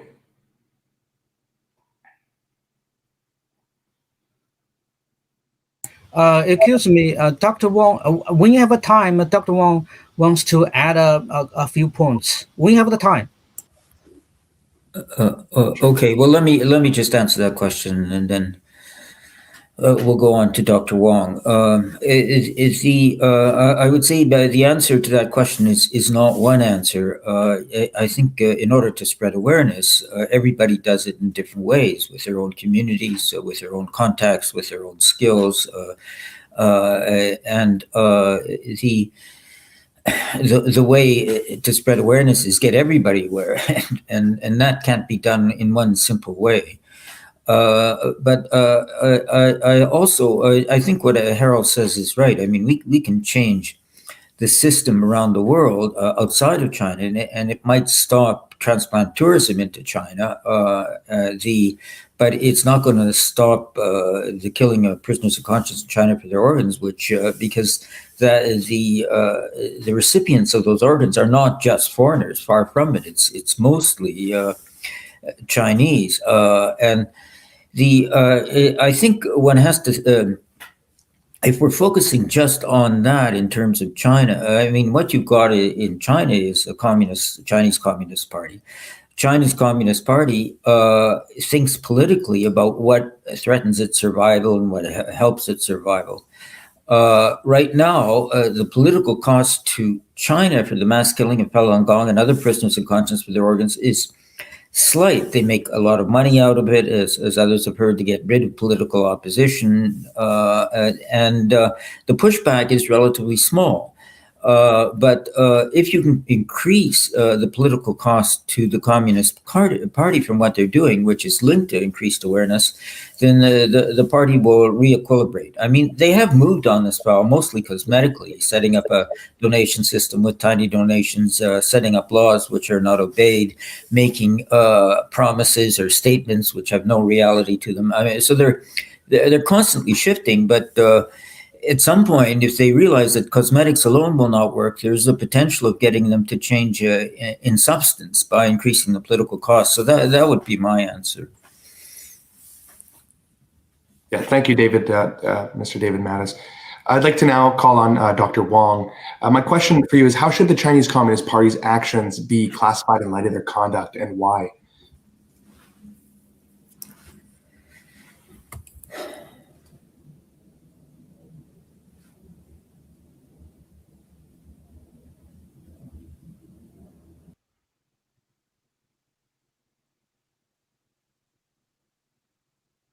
Oh, I believe we're muted on your end.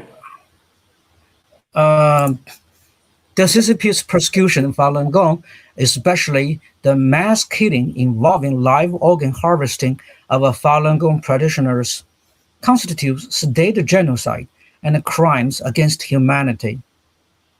Moreover, the CCP has launched transnational persecution against Falun Gong, employing various and restricted warfare and intimidation tactics to carry out multiple terrorist attacks against the Falun Gong religious community in the international arena, including against Shenyuan Performing Arts.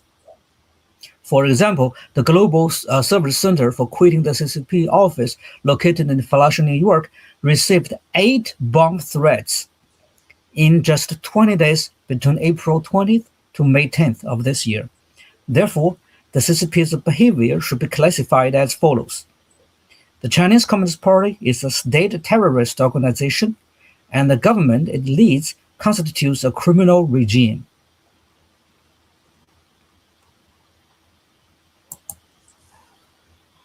Thank you very much, Dr. Wong. Sorry, is there more?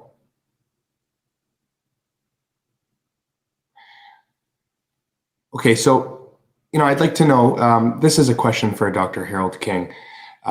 It's said that with the extinction of a language, humankind loses a part of its cultural diversity. Now, with the Chinese government's intent to eliminate Falun Gong and its tenets of truthfulness, compassion, and forbearance, what would humankind lose if Falun Gong and its spiritual practice were indeed silenced to death? Thank you for that often unaddressed question.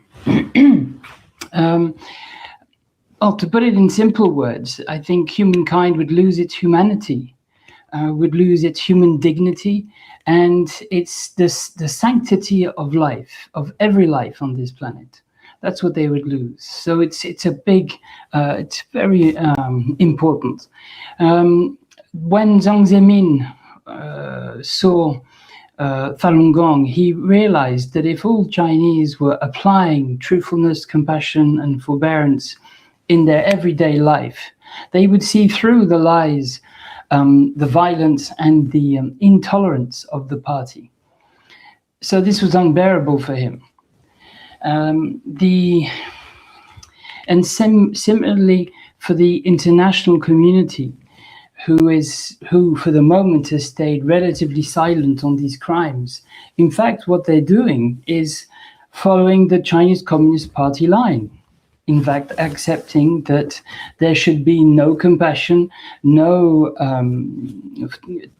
truthfulness, and no forbearance in anyone's life.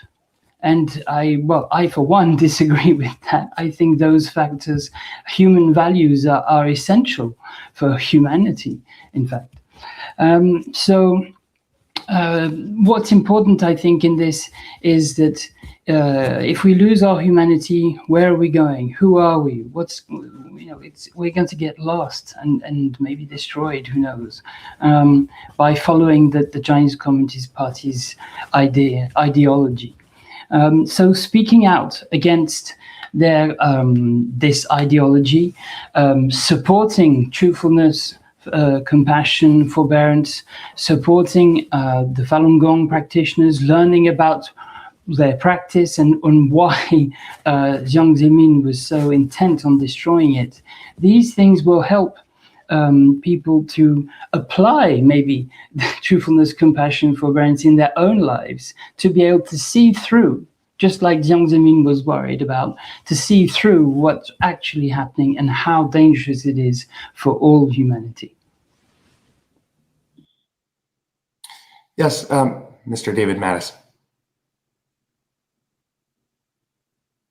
You're muted on your end. Okay, it seems to automatically mute on me. But I wonder about the premise of your question. I mean, I don't think you can kill an idea. I've traveled a lot on this issue, and what I see around the world is that practitioners of Falun Gong, mostly in different countries, are locals. They're not Chinese nationals, Chinese expatriates. I mean, obviously that's the case in China, but pretty well everywhere else, the preponderance and sometimes the only practitioners are local nationals. Xi Jinping is identified in October 22 Falun Gong as the primary enemy of the party, and the reason he says that is that they bear witness to what the party's doing, much more so than anybody else, and that's going to continue. The party basically is ideologically gutted. It doesn't represent an idea. It's just a power structure.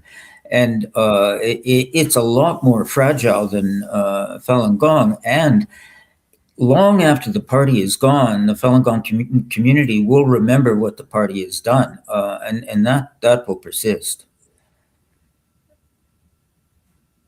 Thank you. Yeah, Dr. King, please.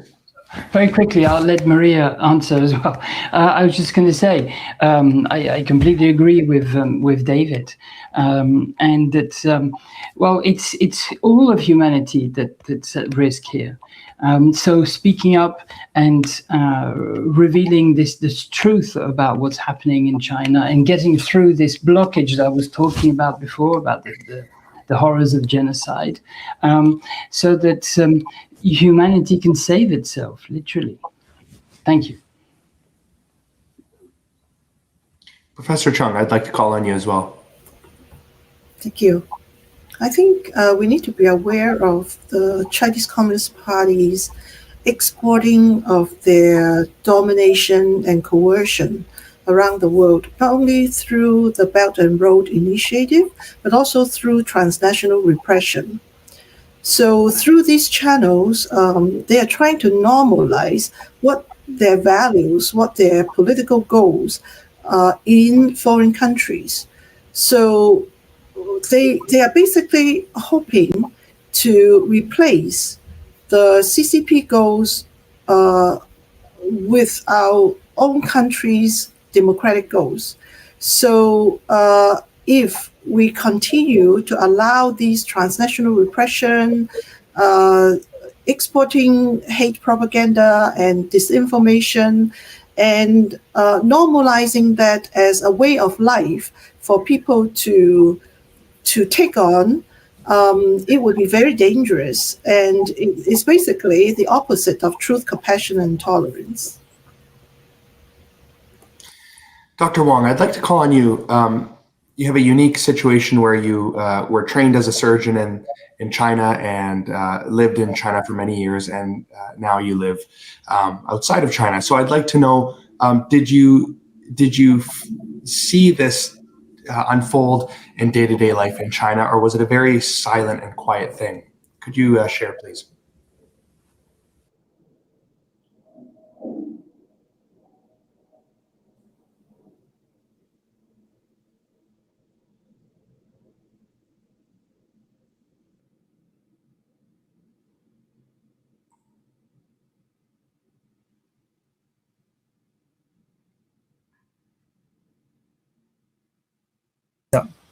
OK， 现在我打开摄像头。OK， go ahead。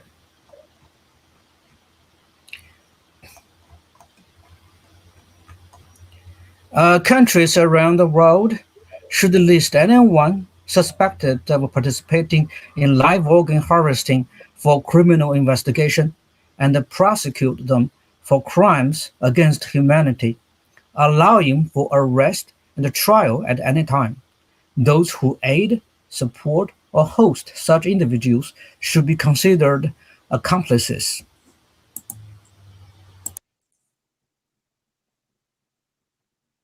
Thank you. I'd like to call on Professor Chung. Could you expand a little bit more on China's efforts to export their persecution outside of China?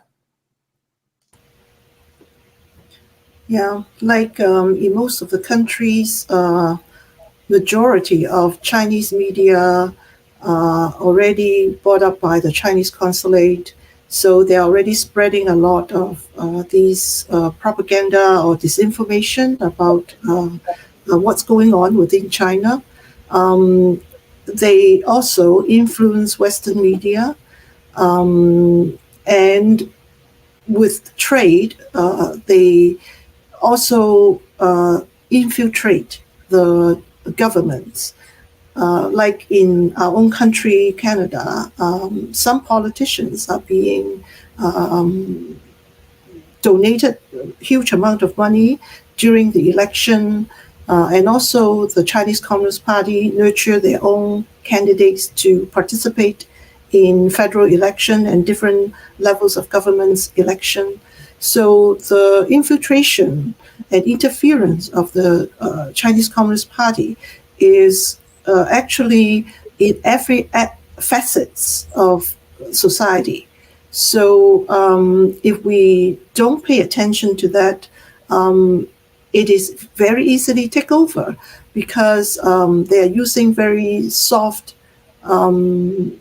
strategies like people-to-people interaction, just getting connections with all kinds of institutions and groups in different countries through the United Front work department.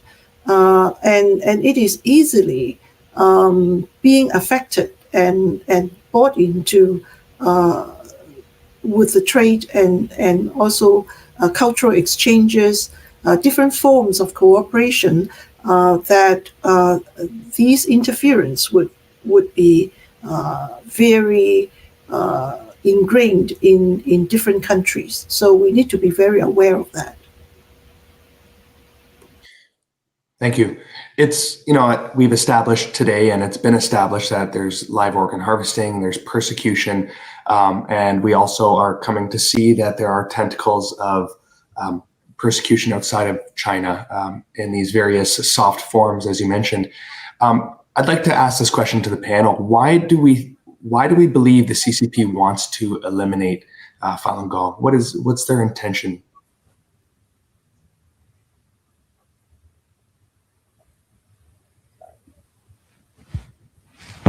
Sure.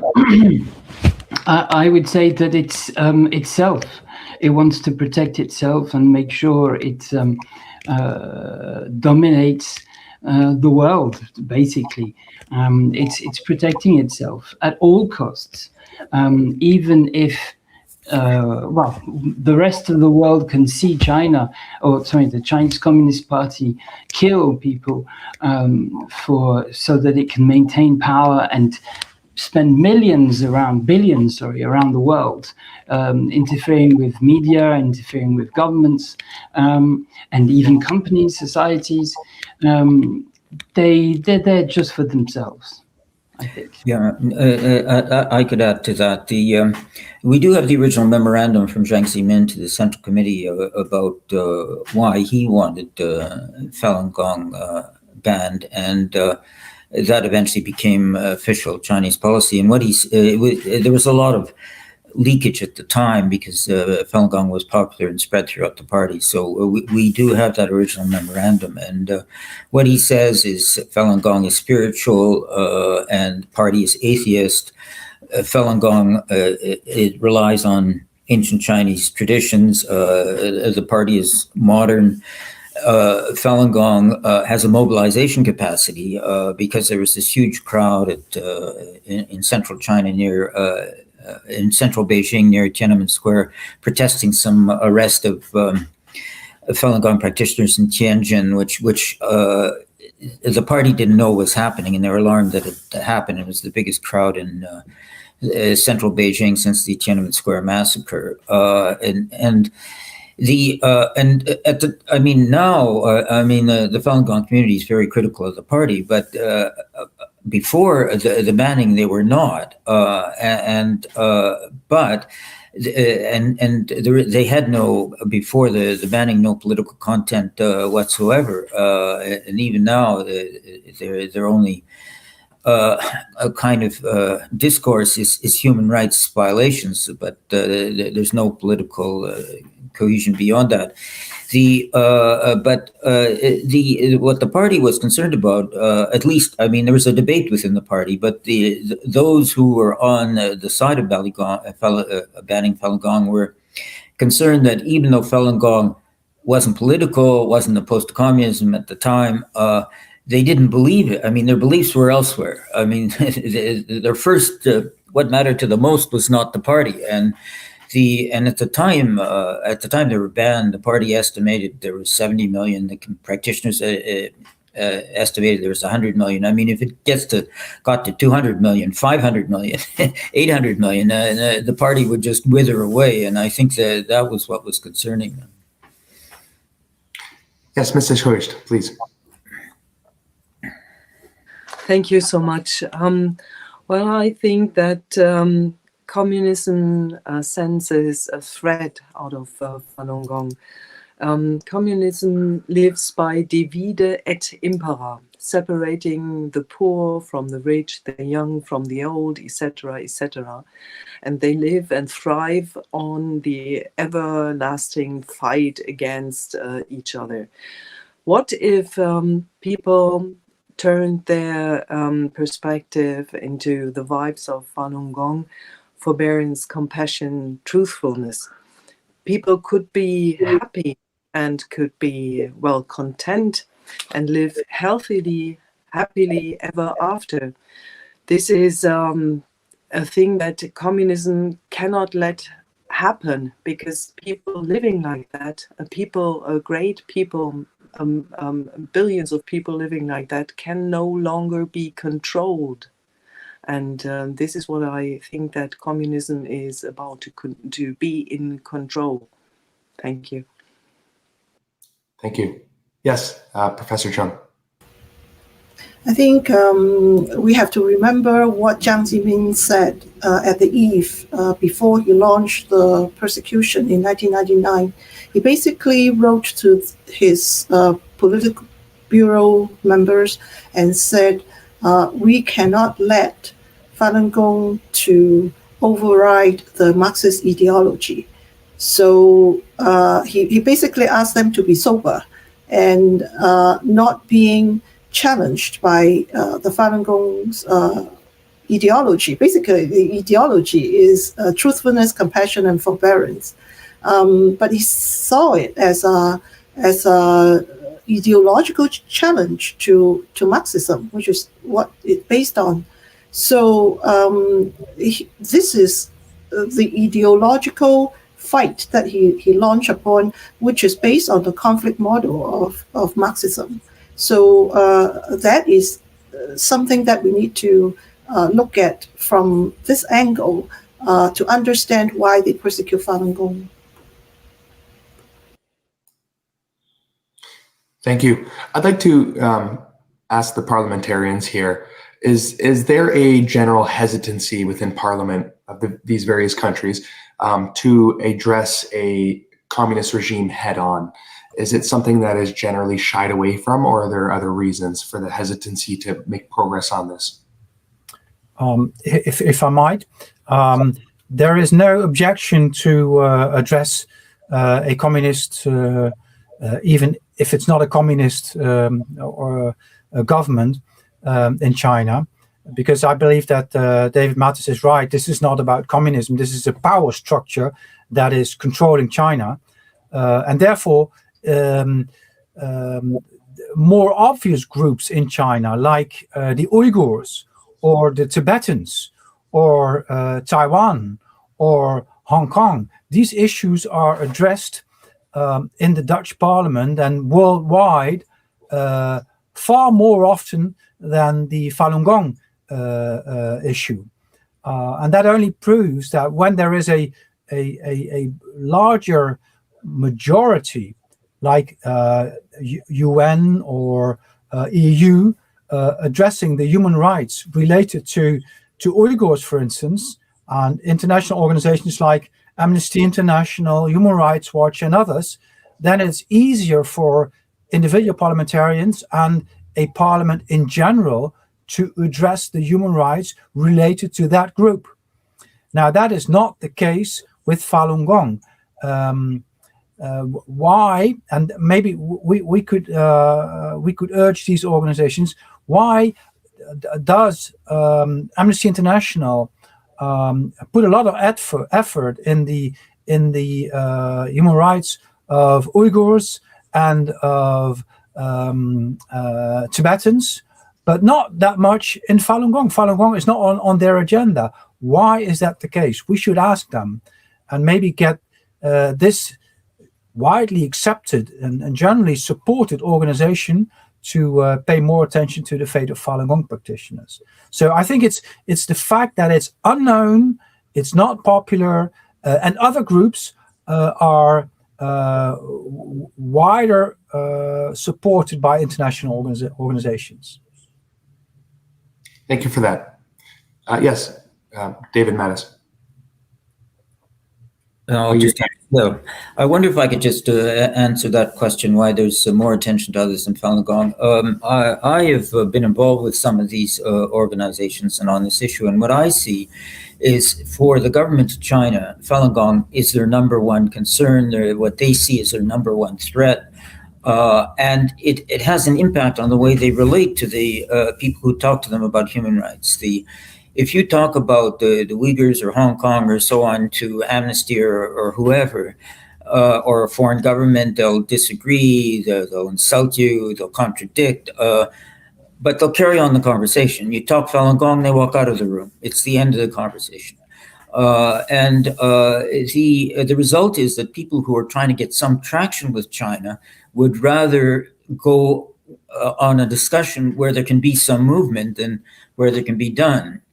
Recently, for instance, the Canadian government sanctioned a bunch of Chinese for persecution of Tibetans, Uyghurs, and Falun Gong.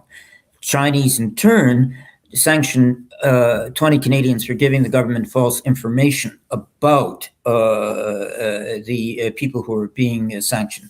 And I was one of the 20. But when the Chinese sanctioned the 20, they said because of Uyghurs, because of Tibetans, they didn't mention Falun Gong. Which was a deliberate strategy. I mean, that's what Xi Jinping said October 22. Don't say anything about Falun Gong because it's just too important to them. And I think, unfortunately, I mean, what should be most important to them should be most important to us. But we've got the reverse, that because it's most important to them, other people talk about other things. It's very interesting. So does our strategy change then, or do we continue with discussions like this?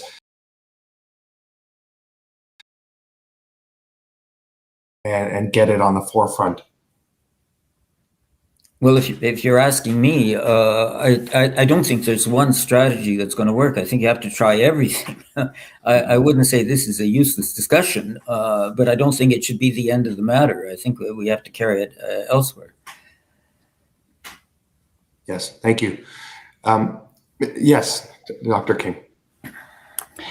Just coming back to a point I made earlier, what David has just described is how the the Chinese Communist Party, makes people uncomfortable because they can pressure them, and everyone instinctively knows what has to be avoided to be able to communicate with the Chinese Communist Party.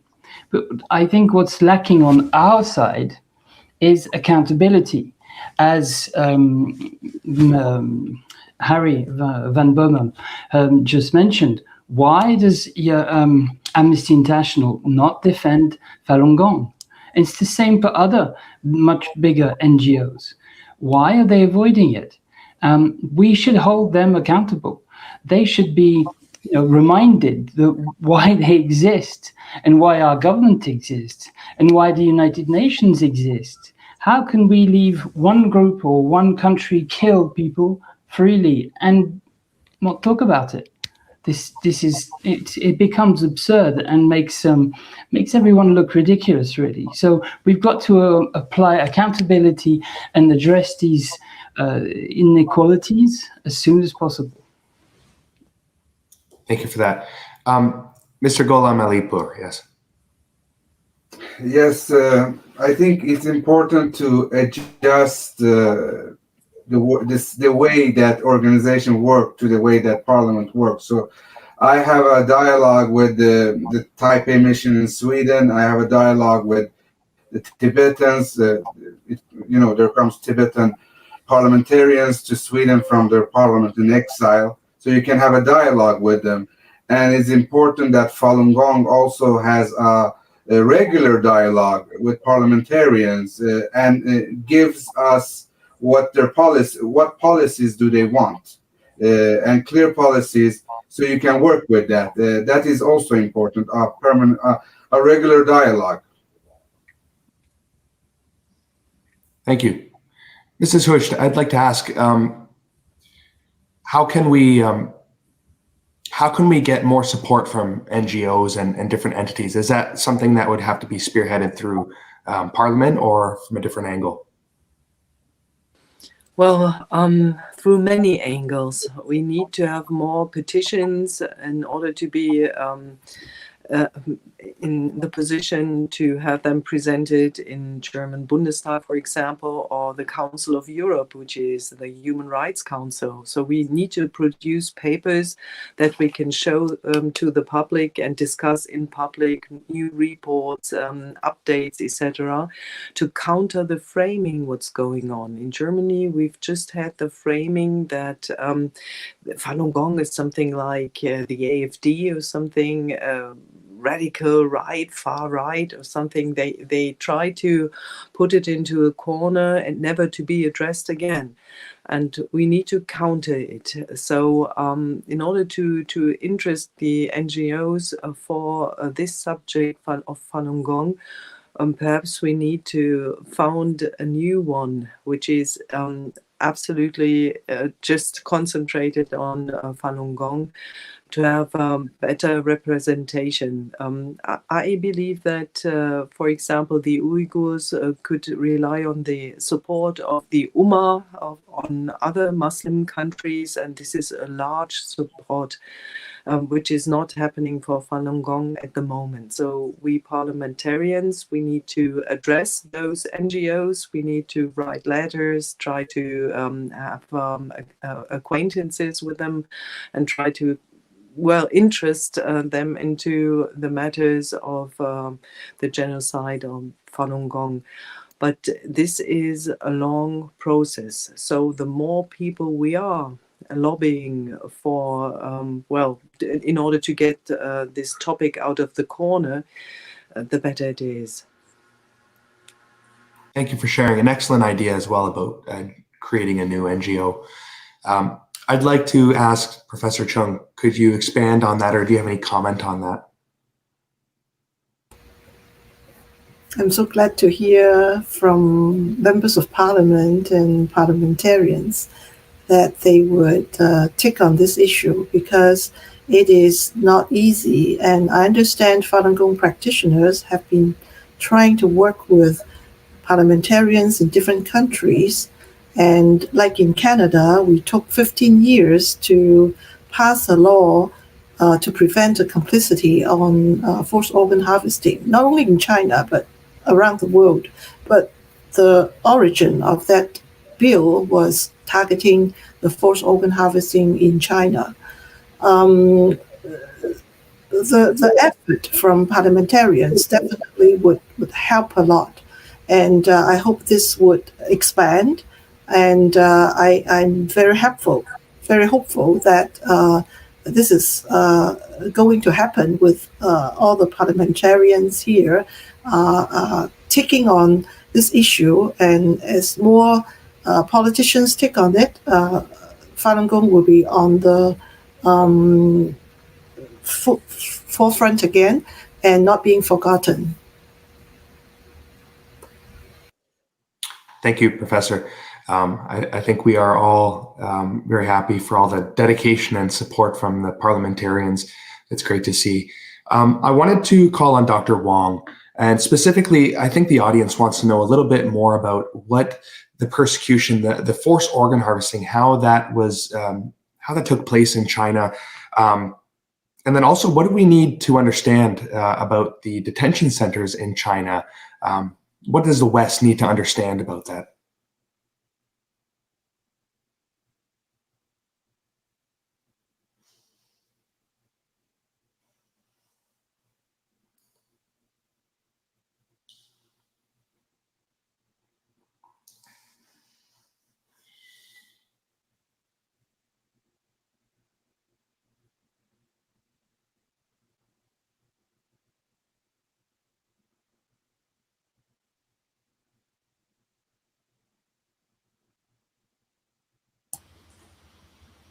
Okay.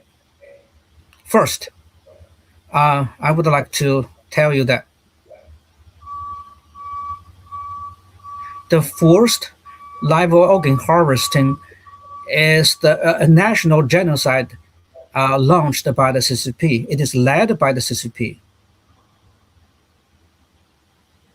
It is not the individual. It is not done by the individual hospitals, but rather it is systematically led and directed by the regime of the CCP, which manipulates all the national machine, which includes the party, the politics, and the military, and all of the medical systems, which is launching the systematic genocide against Falun Gong practitioners. Therefore, the CCP is mobilizing the resources, the machines, the manpower, and the political power of the whole country to persecute Falun Gong.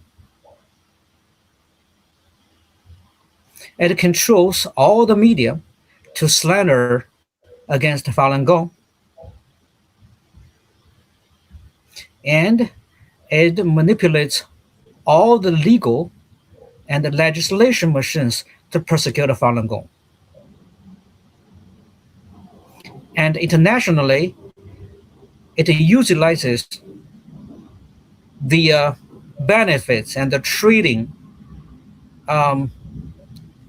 economic interests with other countries to force other countries to neglect the persecution of Falun Gong.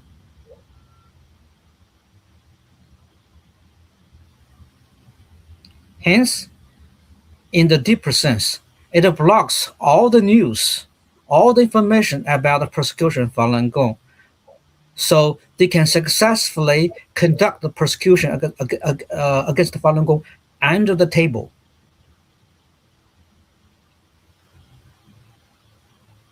That is why the persecution against Falun Gong is so serious, and the international community still doesn't have enough understanding, recognition, and acknowledgement about the persecution, because they don't realize the seriousness about the persecution.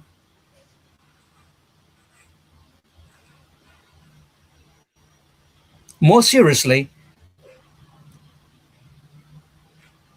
and the conflict between the concepts of Falun Gong, which is truthfulness, compassion, forbearance, and the concepts about the CCP, which is, the violence and truthfulness. That conflict is the fundamental conflict. And the measures and the methods of the persecution of Falun Gong includes the live organ harvesting, started from 1999, and it has been lasting for 26 years up to now. And the persecution has been nationwide.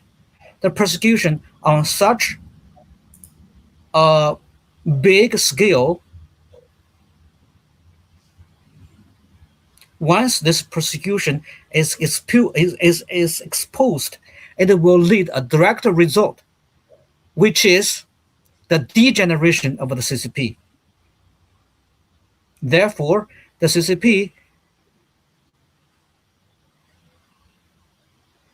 is trying all its best to hide up the persecution of Falun Gong because it directly concerns whether it will continue to exist or not. That's the biggest difficulty for the West to realize the situation in Falun Gong. I can tell you that the CCP's live organ harvesting against Falun prisoners started from 1999, and it has never stopped one single day. Furthermore, it has been lasting nationwide. And also, it is still going on and expanded to the international arena now. Why? Because it is led by the national system. It is destroying the fundamental, the basic moral bottom line of the society. And the legal and supervision of the society has disappeared. And this large and systematic slandering and national terrorism has led the whole society to neglect the persecution and choose to be silent. That is the problem of the whole society in China. That's why I'm telling you the issue of Falun Gong, it is the fundamental issue of the human being, the whole human being. It concerns the safety of the whole human being. Once this truth is exposed, and I believe it will be exposed really quick, and it will lead to the fundamental change of the whole human beings, not only Falun Gong. Thank you, Dr. Wang. I'd like to jump in. 谢谢你，王先生。 Appreciate you. And you made some great points. So actually ask Mr. Mattis, Mr. David Mattis, in an attempt of self-preservation and maintaining its legitimacy and power, it seems the CCP has sectioned off practitioners into detention centers and brainwashing centers. In your years of research, can you share a little bit about that? Well, indeed, there's been mention of it before.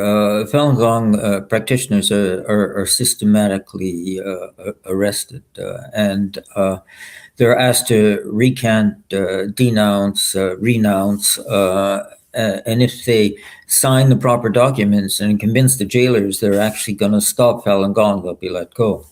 If not, they're tortured. If they renounce, denounce, recant after torture, they're let go. The rest are kept in arbitrary indefinite detention and become a vast organ donor pool. I've interviewed originally from when the ban first occurred in July, or at least was announced in July 1999. There was a lot of protests, and a lot of the protesters were just caught and released, sent back home and told to stop, and their environment was told to stop. But that didn't really work. So the result was that after November 1999, there was a meeting at the party, and they basically said they had to ramp up the repression in order to stop this, and they did. I've personally have interviewed a number of Falun Gong practitioners who got out of detention and got out of China, and at least all the ones I've interviewed,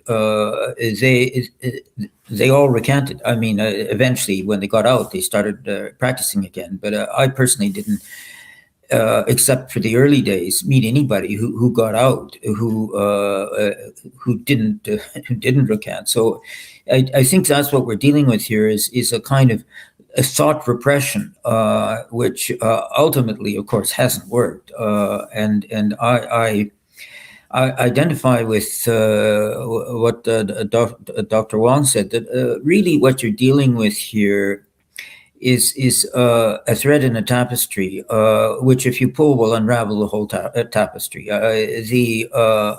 This killing of Falun Gong for their organs. I mean, part of the reason it's so little known is there's so much effort of the Chinese government to repress that information. I mean, there's obviously the problem of we don't have high visibility of the abuse because of the problems I mentioned before, but there's also a tremendous effort to cover up. It's, as I say, they see Falun Gong as their primary threat, and they see the exposure of this issue within this primary threat is the primary problem. And so what you're dealing with, of course, is a wealthy, powerful, well-staffed criminal organization, and so it becomes a problem. Yes, thank you. And Dr. King, yes. Just to bounce back on what Dr. Wong was saying, and David, there were two French parliamentarians who clearly explained during another one of our seminars is that the Chinese Communist Party does not think like the rest of humanity. It doesn't have the same means of functioning. It doesn't view the world the same way as everyone else does. So it has to spend a lot of money, effort to make sure that everybody believes it's like everyone else. Yeah, we don't say the President Xi Jinping. Yeah, he's a Secretary General. He wasn't elected by anyone. But this media and total control of the world would make us believe that Xi Jinping and the Communist Party are just normal like everyone else. And those are also factors that we have to take into account when we consider the CCP. Dr. King, I'd like to ask this. You're suggesting that the Communist Party thinks very differently, and I think their actions stand to support that. But would you say that at its core is its Marxist theory, or is there something deeper than that? That's an interesting question. I think the Marxist theory is pretty, as Madame Hurst was saying, that it's total destruction or continual fighting against everything and everyone. Fighting, I think, who was it? Was it Mao who said fighting against great joy in fighting God, fighting nature, fighting humans, fighting everything, and even fighting within themselves, as we saw, because visibly in 1999, many members of the Chinese Communist Party were also practicing Falun Gong. So this is shows how badly the Chinese people need to return to their traditions, to their real culture, and not be continually manipulated by this Marxist theory. I've heard that Marxism goes towards more extreme cases, destruction, so it could be even Satanism, something really awful. I mean, why would they want to fight everyone and everything? It's just so unbelievable. It's difficult to believe. So, I think that the Marxist and the evolution of Marxism in the communist world have just amplified this total destruction ideology. Thank you, Dr. King. I'd like to actually now bring our attention to Professor Chung. We might stand by and watch how the CCP pursues to destroy Falun Gong and its spiritual practice, a practice that emphasizes living with honesty, good-heartedness, and tolerance day to day. What's the risk that the CCP wouldn't stop after eliminating Falun Gong, but then continue to destroy Judeo-Christian belief in order to eradicate compassion and other religions? Over the 20-odd years, we have already seen that because the international world hasn't acted enough to deal with the forced organ harvesting issue against the Falun Gong, it has been spread to the Uyghurs. It has been spread to other innocent citizens, and also internationally. It is an industrial chain that the Chinese Communist regime is extending through its Belt and Road to countries like Cambodia, to countries not only the technology, the ideology, but also the benefiting from it. So it's important that people around the world need to look at this issue very seriously. Otherwise, the risk of spreading to other innocent citizens is happening, actually. So I think all politicians or NGOs need to be vigilant about this. Yes, Mr. Matus. Yes, first of all, in terms of Marxism, if you want to encapsulate Marxism, I suppose you could say it's from each according to his ability to each according to his needs. But that's not really what the party's ideology is. You could encapsulate the party's ideology from each according to his ability to support the party, to each according to the amount of support he's giving to the party. So it's just party focused rather than individual focused. In terms of the spread to other religions, we already see that in China, of course, with the Uyghurs. There's also house Christians that are victims of forced organ harvesting, and the Tibetans too, the Buddhists. Although with the Tibetans and the house Christians, the numbers are much smaller than with the Uyghurs and right now than Falun Gong. But we're also seeing it spreading to foreign countries, this forced organ harvesting.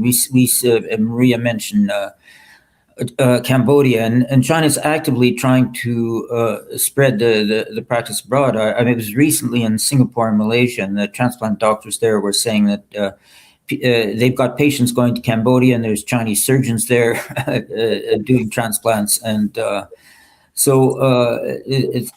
mean, it's like any other threat to human rights. You don't stop it; it spreads. It's a very interesting point, Mr. Matus. Appreciate that. I'd like to. Does anyone else want to add to that or expand on that? Yes, Mrs. Hoyce. Well, I'm very impressed on your understanding of Marxism and communism. Marx was a citizen of Trier, which is quite close to where I live, and I never understood Marx completely because it feels so wrong. Communism focuses on the outwards of the individual. Yeah, the individual needs to enter an endless fight against no matter what the government or the party designs to be the enemy.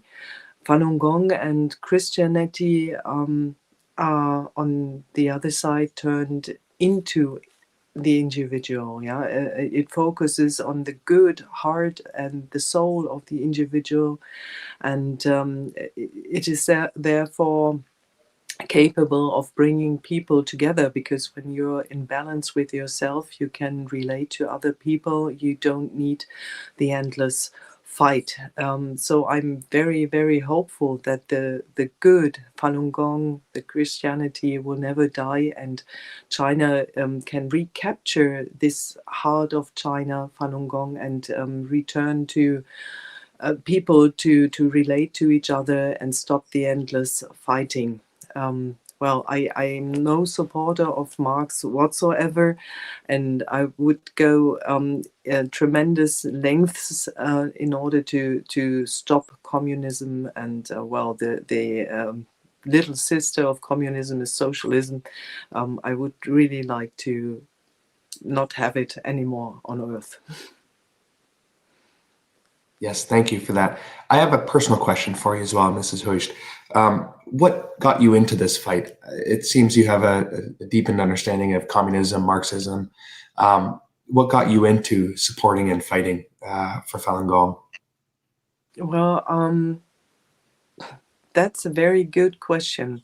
I'm against things like exploiting people. I'm pro-Christianity, I'm pro-Falun Gong because they see the good in the world, and I would really love to be on the good side and protect what is good and durable, good for people and societies all over the world. Exploiting people, killing people, what is happening in China, this is so horrible that it is offending my heart. And so I'm in full fight against those crimes against humanity.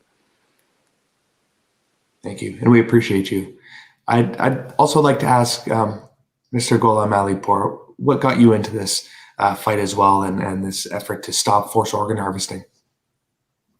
Oh, it was the organ trafficking, the idea that you steal organs from people against their will. It was disgusting, and I just felt that I should do something about that.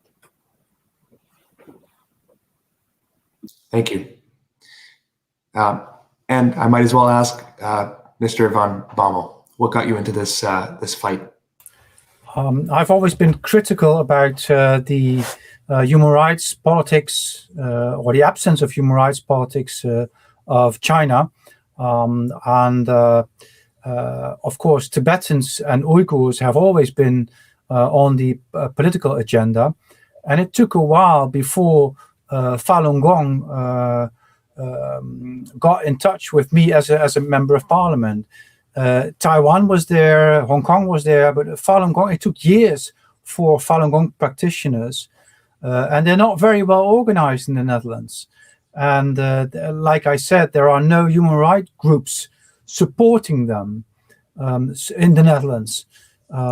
So it took them a long time to get their cause on the political agenda, and I was the one addressing it.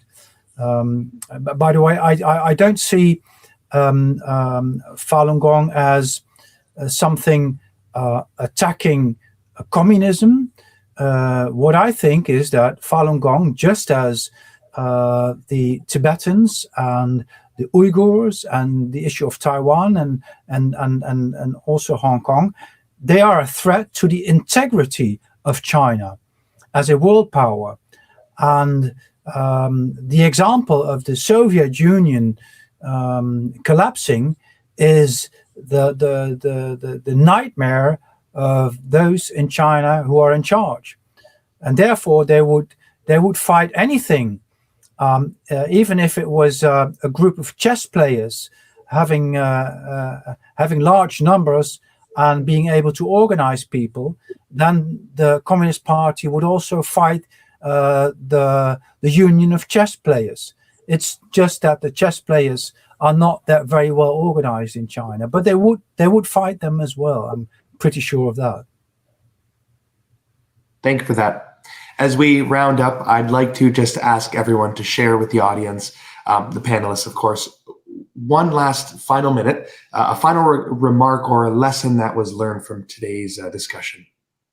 We can start with Harold. Dr. King, please. Very quickly, to bounce back on what the others are just saying, when I discovered forced organ harvesting back in 2007, I was not only disgusted, but I immediately saw that it was going to be, or going to become, or could become uncontrollable. Who wouldn't be a victim of forced organ harvesting in the world if we allow it to spread? And that was the biggest worry for me, and why I've been working all these years with DAFOH, is to stop this spreading everywhere else, because it could, and we're actually getting signs of this.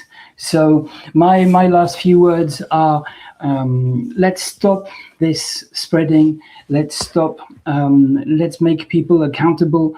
Let's stop forced organ harvesting in China. We have the power. We have sanctions. We have the United Nations that can do things. We have the International Court of Justice. Let's use them. We haven't used them yet. So thank you. Thank you. Professor Chung, I'd like to ask for your review of the discussion.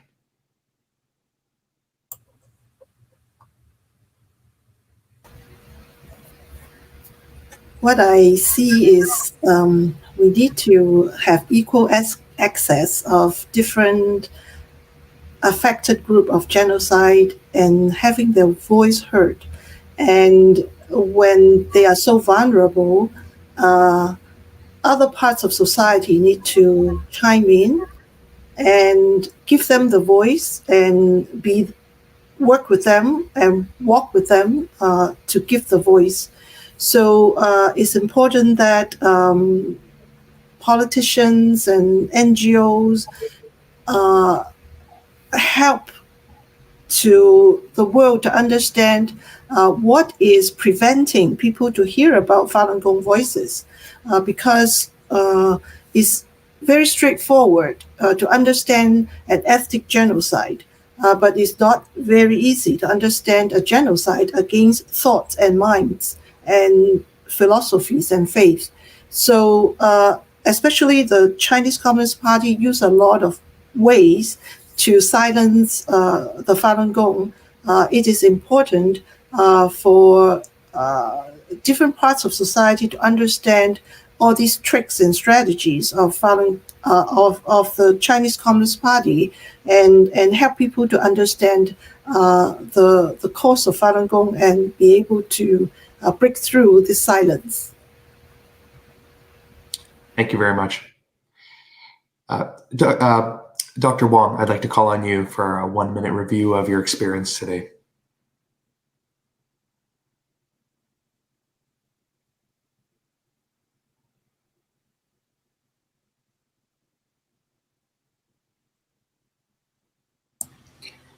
Okay. Again, I would say thanks to the host and all the attendees, distinguished attendees of this webinar. Last but not least, I would sincerely invite all the attendees today to spread my script and my speech to the more organizations and more aspects of the society as many as possible. I mentioned in my script, in my speech, I mentioned 2 books about the live organ harvesting. One book is the solid proofs of the live organ harvesting. The name will be confirmed. And this book includes substantial proofs and the direct proofs about the live organ harvesting. All those proofs are solid and substantial, which include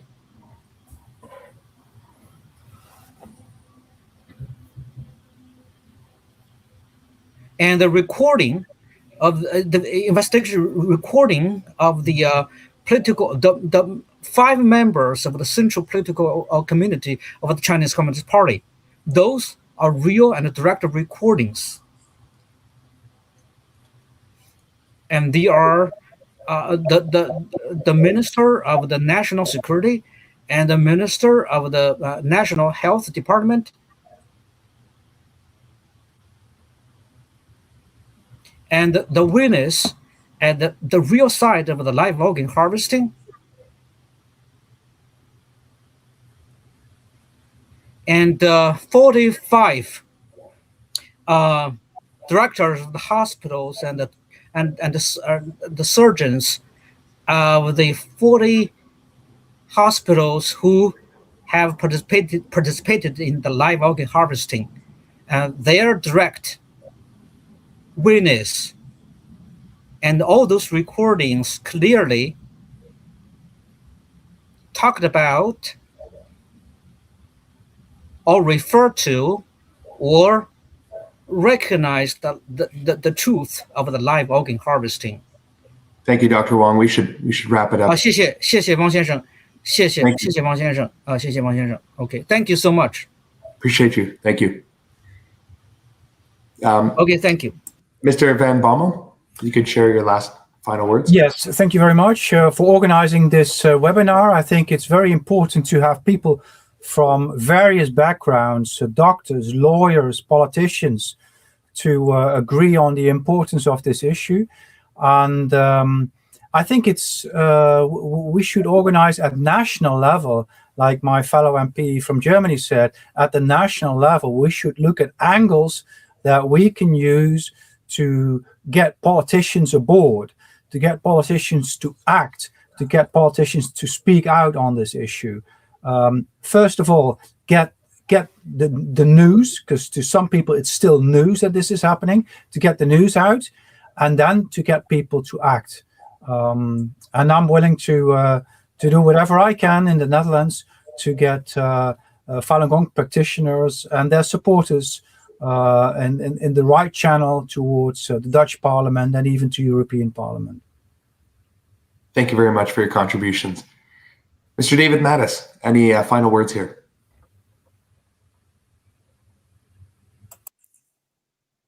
You're on mute. Yeah, I have a couple of observations. I can hear from this panel that Falun Gong is different from other victim communities in their organizational strengths and the attention they get. And there's a number of different reasons for that. But one is that Falun Gong is not an organization. It's a set of exercises with a spiritual foundation, a Chinese equivalent of yoga, and you don't have to join anything to do the exercises. And the other practitioners may not even know that you're doing the exercises unless you tell them. There are some individual organizations here and there, but it doesn't have the organizational structure of a lot of these other victim groups. And that's inherent in the nature of Falun Gong. And it may be helpful in China, where these other groups that do have structures tend to be taken over by the Communist Party, but it does represent a different phenomenon abroad.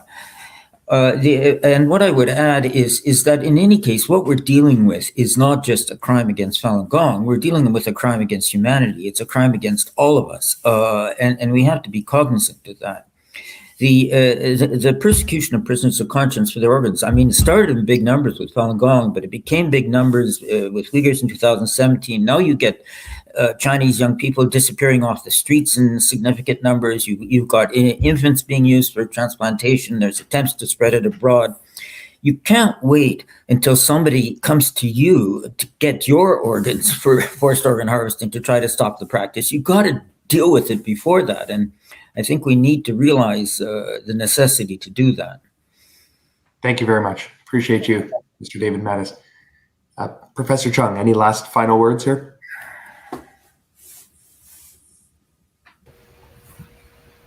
I think it's important to have a joint effort, a whole of society approach, and work together. It's like starting from something small, but something small can grow big. So I appreciate you organize this seminar, and also so many politicians and different peoples are speaking out. And I think we should hear from other politicians that hasn't spoken yet. Thank you. Thank you very much. So we only have a couple minutes left, so 1 minute each. Mr. Ghulam Alipour, any final words? Yes, I think it's very important to have more networking among parliamentarians who work with this issue together with organizations. I think it's very important to fight the misinformation of the Chinese state, because that is something that is making it harder for Falun Gong to reach out to politicians and talk about these issues. I think also that there is an agreement among people in Europe and the United States that organ trafficking is wrong, and you should mobilize around that issue. That is something that will mobilize both people and politicians. And something that is related to these issues is the influence of CCP in Europe. You have to weaken that, and then more people will speak out, because the misinformation and the influence, it influences even municipalities, even government agencies. So that is important to weaken that influence. Great. Thank you very much. And Mrs. Huscht, any final words? Yeah, thank you so much for having me here. I would like to focus on things we could do.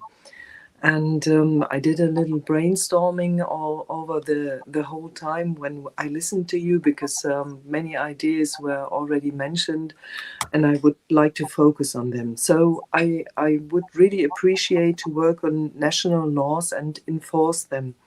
For spreading the information, we need to contact more parliamentarians, have further seminars, webinars, and we need to contact and write letters to the NGOs why they do not focus on that matter. Perhaps we need to have a new organization, a non-governmental organization with the sole focus on Falun Gong and other people subject to genocide. Perhaps we can even mount an online university like the PragerU, with influencers spreading the news and the information on Instagram, etc., etc. Perhaps not on TikTok, because it's controlled by China and the CCP. But I'm really glad to have met you here, and I'm looking very forward to go the next steps. I have so many ideas. I've got so many good contacts who would love to work with you together. When you say go, we go for it, and we pray. Excellent ideas. Thank you very much. Well, I'd like to wish and thank all of our speakers for this vibrant roundtable discussion that expanded our insights and understanding. These are needed to find the next steps and solutions to end these atrocities. And again, we thank all of our panelists, and we hope that you who joined us in this session had a meaningful experience and have gained a broadened awareness. So thank you all, and have a wonderful night. Goodbye. Bye. Bye. Goodbye. Goodbye.